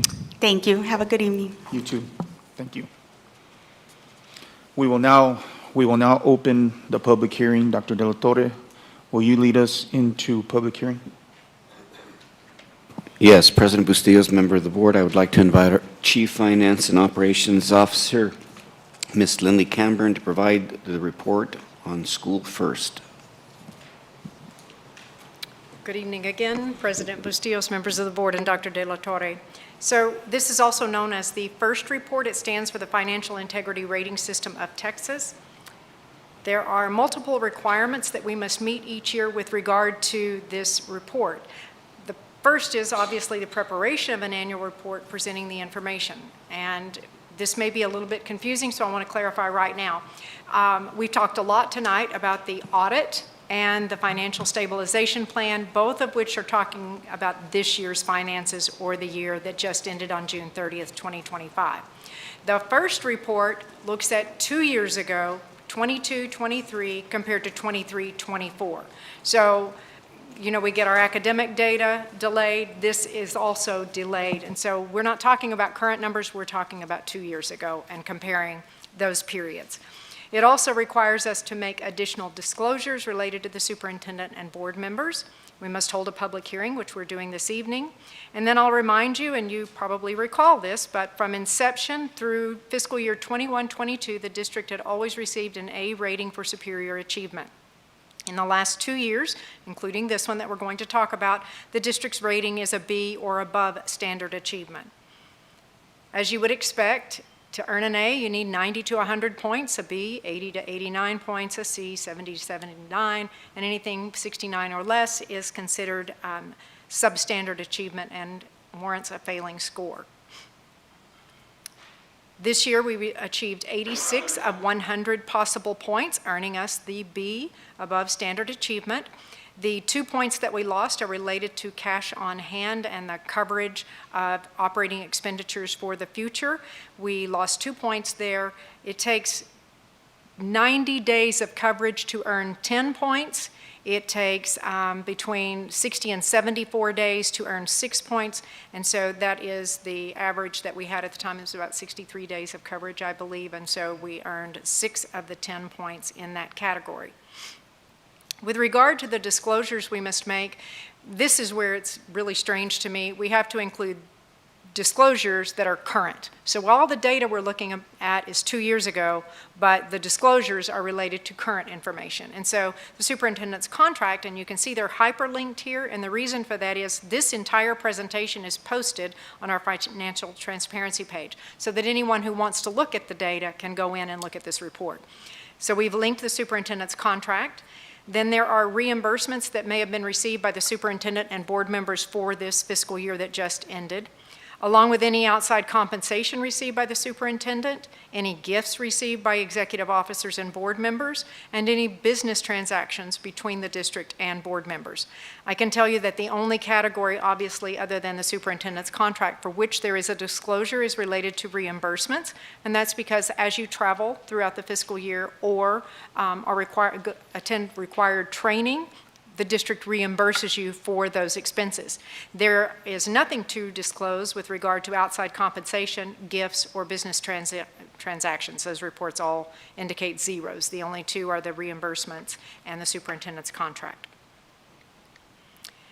Before I go into the indicators, just as a note, indicators 1 through 5 are pass-fail. You either pass it or you fail the entire first report. So even though there are 100 points to be earned, if you fail any one of these indicators, it doesn't matter how many points you earned, you failed the first report. And of course, that is not the case for us since we have a B for our rating this year. So the first indicator requires that we submit the annual financial report within 30 days of the November 27th deadline. Now, while that may be simple or sound simple, you're just submitting a report, it's not, because obviously, as you heard from our auditor, it requires an independent financial audit. So we close the year, then there's an independent financial audit, then there's a presentation of that information and acceptance by the board before we can actually turn around and submit the financial statement to TEA.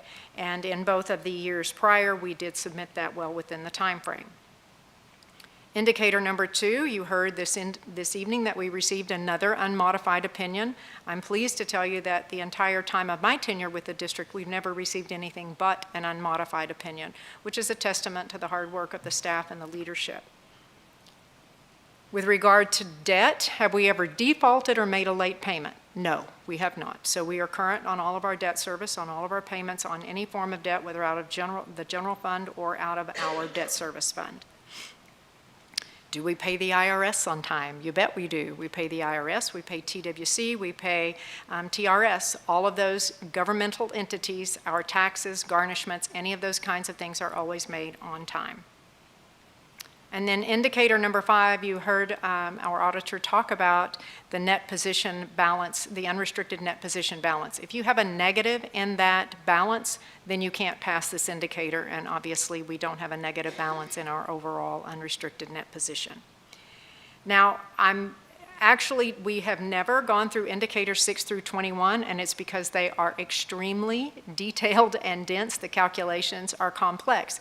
I usually end the presentation there and allow you then, if you have questions or if the public has questions later after they review it online, we address them separately. But if you have any questions now, I'd be happy to address them.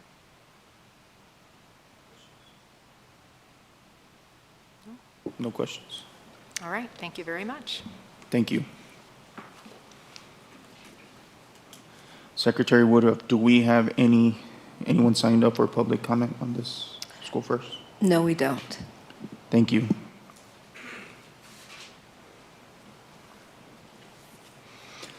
Thank you. We will now close the public hearing and continue with our board workshop.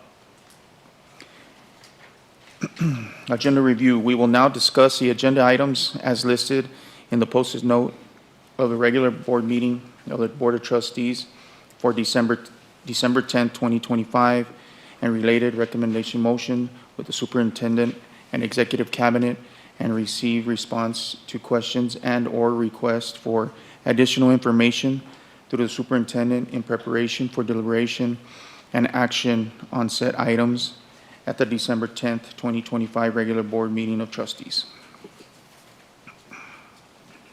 Our consent. Consider approval of minutes for the number 1, Board of Trustees workshop and regular board meeting on November 12, 2025, 6 p.m.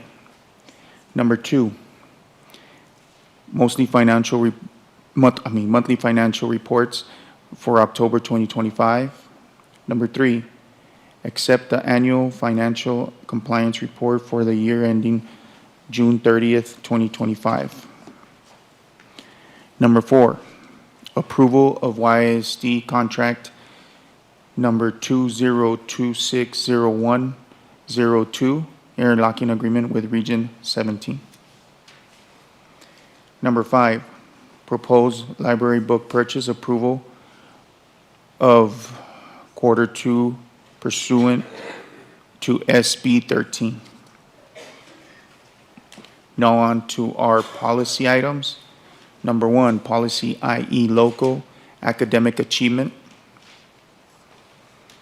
Next, action items. Consider approval ratification of Texas Business Solar Power Agreement with El Paso Electric.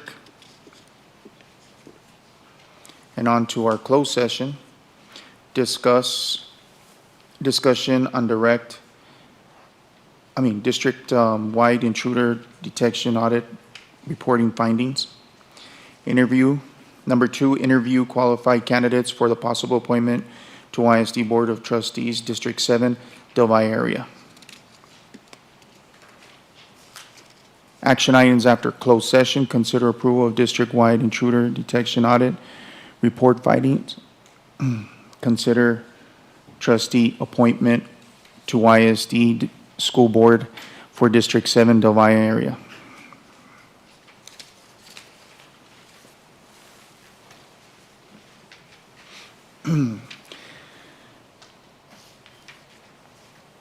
We will now, let's see, now I'll go to, yes.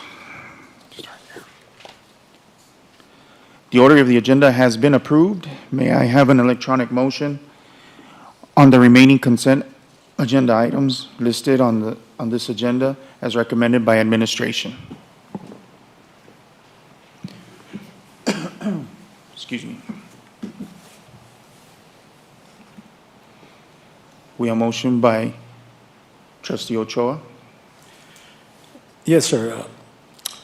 I move to approve the the consent agenda items listed on the agenda as recommended by the administration. We have a second by Trustee Hernandez.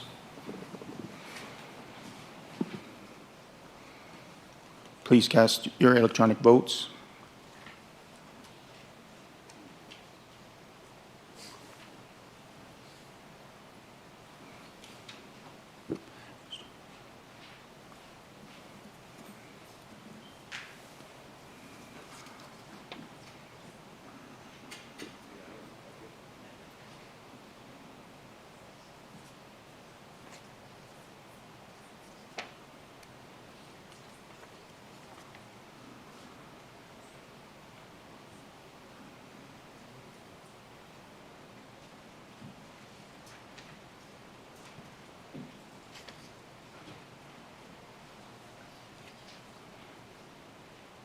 All votes have been cast.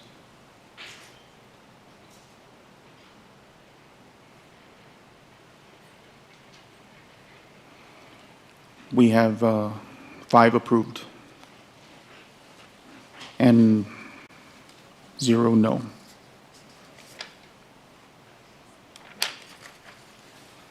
Policy item number 1, IE local academic achievement. May I have an electronic motion?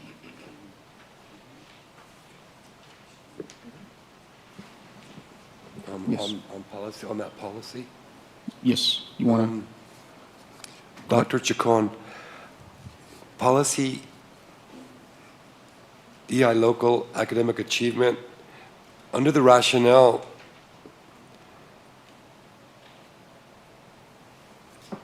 earns a passing grade for a 2-semester course as a whole, but not for one out of the 2 semesters. Could you explain exactly what that means?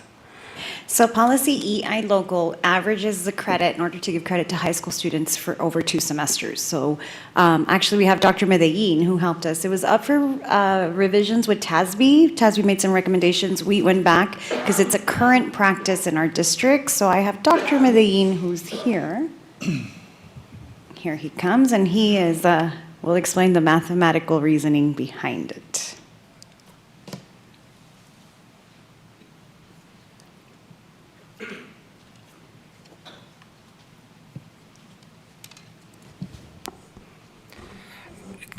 Good evening. The reasoning behind this, the policy as it was stated before, in our district, we had that the 2 courses, the 2 semester courses together needed to average to a 70. And so the way that we had our policy set up was, instead of having the vague instruction of an average, because that implies a whole lot of other mathematical questions on how many digits do you use to average, how many do you round up, do you round down, when do you do things like that. The policy stated then that if you had a total of 140 points between semester 1 and semester 2, then if you think about it, 140 divided by 2 is a 70. And so that means that the whole course would have met the credit. And so the idea here is that we wanted to, TASB wanted to revert that language to the more vague average score. And so we went back and talked about it and said, you know what, that's not exactly what we want to do, but we also want to give up opportunity for our students to round up. So if a student has the 2 course grades that add up to a 69.5, we want to be able to round that up 69.5 to a 70. That's close enough to a 70 that it shouldn't really keep a student from having to take the entire course all over again. And so the changes in the wording is just to make sure that we're using the right kinds of grades, because the other question is, we have gradebook grades, progress rates, report card grades, transcript grades, and these sometimes have different presentations. And so we wanted to make sure that we were using the official final rating grade. And so that's why we're saying, if the transcript grade, is the grade as it shows on the transcript, adds up to 139 points, then the student gets credit for both semesters. That's the purpose behind it. Okay, thank you very much. Thanks. Thank you. Thank you. So I have a motion by trustee Woodruff. I move to approve revisions to policy EI local as recommended by both administration and TASB policy update number 125. I have a second by trustee Ochoa. Please cast your electronic votes. Your results are in. We have 5 in favor, none opposed.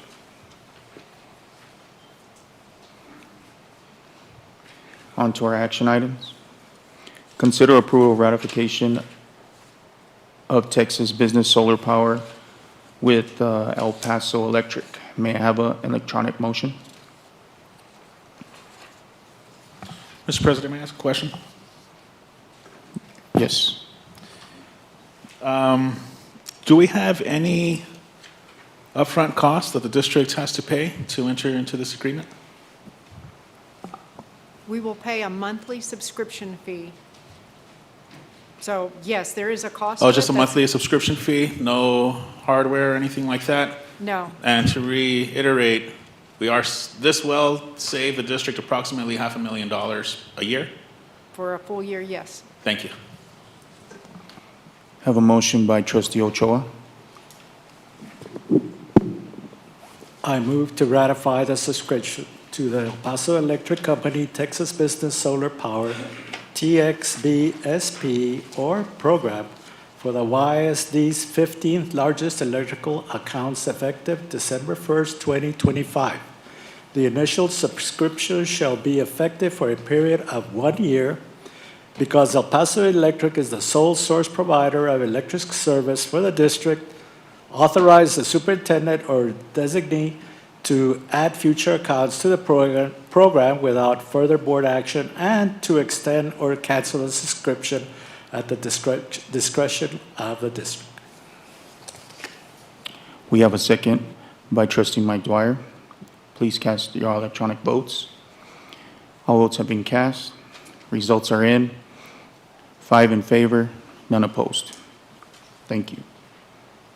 On to our closed session.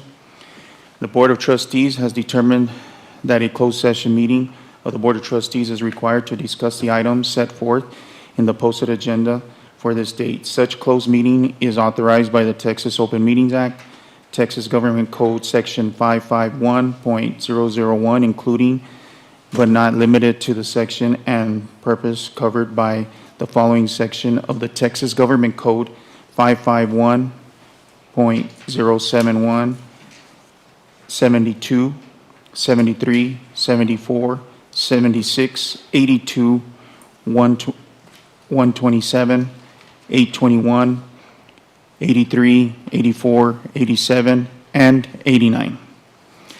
Should any final decisions or vote be required with regard to the matter considered in closed session, the final action decision or vote shall be in the open meeting, or at the subsequent public meeting with notice. The board will now go into closed session in the Rio Grande Room at 8:06.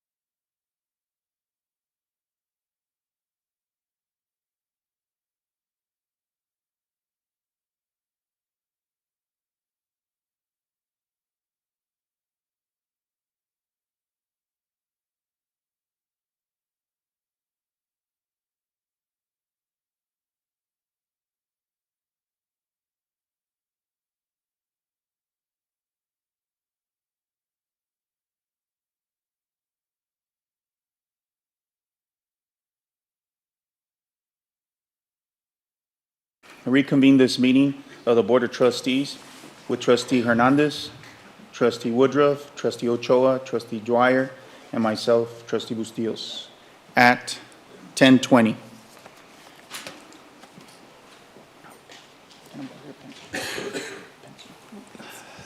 Mr. President, before we make the motion, Yes. I'd like to say a few words. Absolutely. I wanted to thank all the We got to do this one first. all the candidates that came up here tonight to put themselves out there to represent the Del Valle area. It is a great honor to have met you all. I think that you are all great persons that will serve our community not only now but in the future. And I just got to say, I was very impressed by the quality of the persons that were in front of us today under pressure. And but I've got a better understanding as to who you are, and I respect that, and that will always remain with me. So if I ever see you again, or whoever is the rep, please feel to come here to the board meetings and be part of it. I mean, it is just great to see the commitment that all of you came here today, and I want to thank you for that. Thank you, Trustee Ochoa, but he did jump the gun a little bit. We got to go through considering approval of, so I'm going to go with, let's go with this. Consider approval of district-wide intruder detection audit report findings. May I have a motion?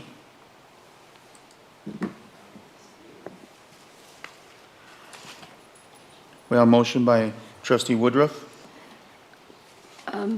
Mr. President, I move to approve the district-wide intruder detection audit report findings as discussed in closed session. We have a second by Trustee Ochoa. Please cast your votes. Results are in. We have 5 in favor and none opposed. Moving on to number 2, consider trustee appointment of YISD Board of Trustees for District 7 Del Valle area. I'd like to make the motion. I move to appoint Henry Rivera as the Del Valle Area District 7 Board of Trustee to be sworn in and take his seat on February 18th, 2025 at the board meeting. Congratulations, Trustee. We need to vote. Oh, we need to vote. You got to. So then I made the motion. So may I have, oh, yes, there he goes. There you go. I need a second, may I have a second?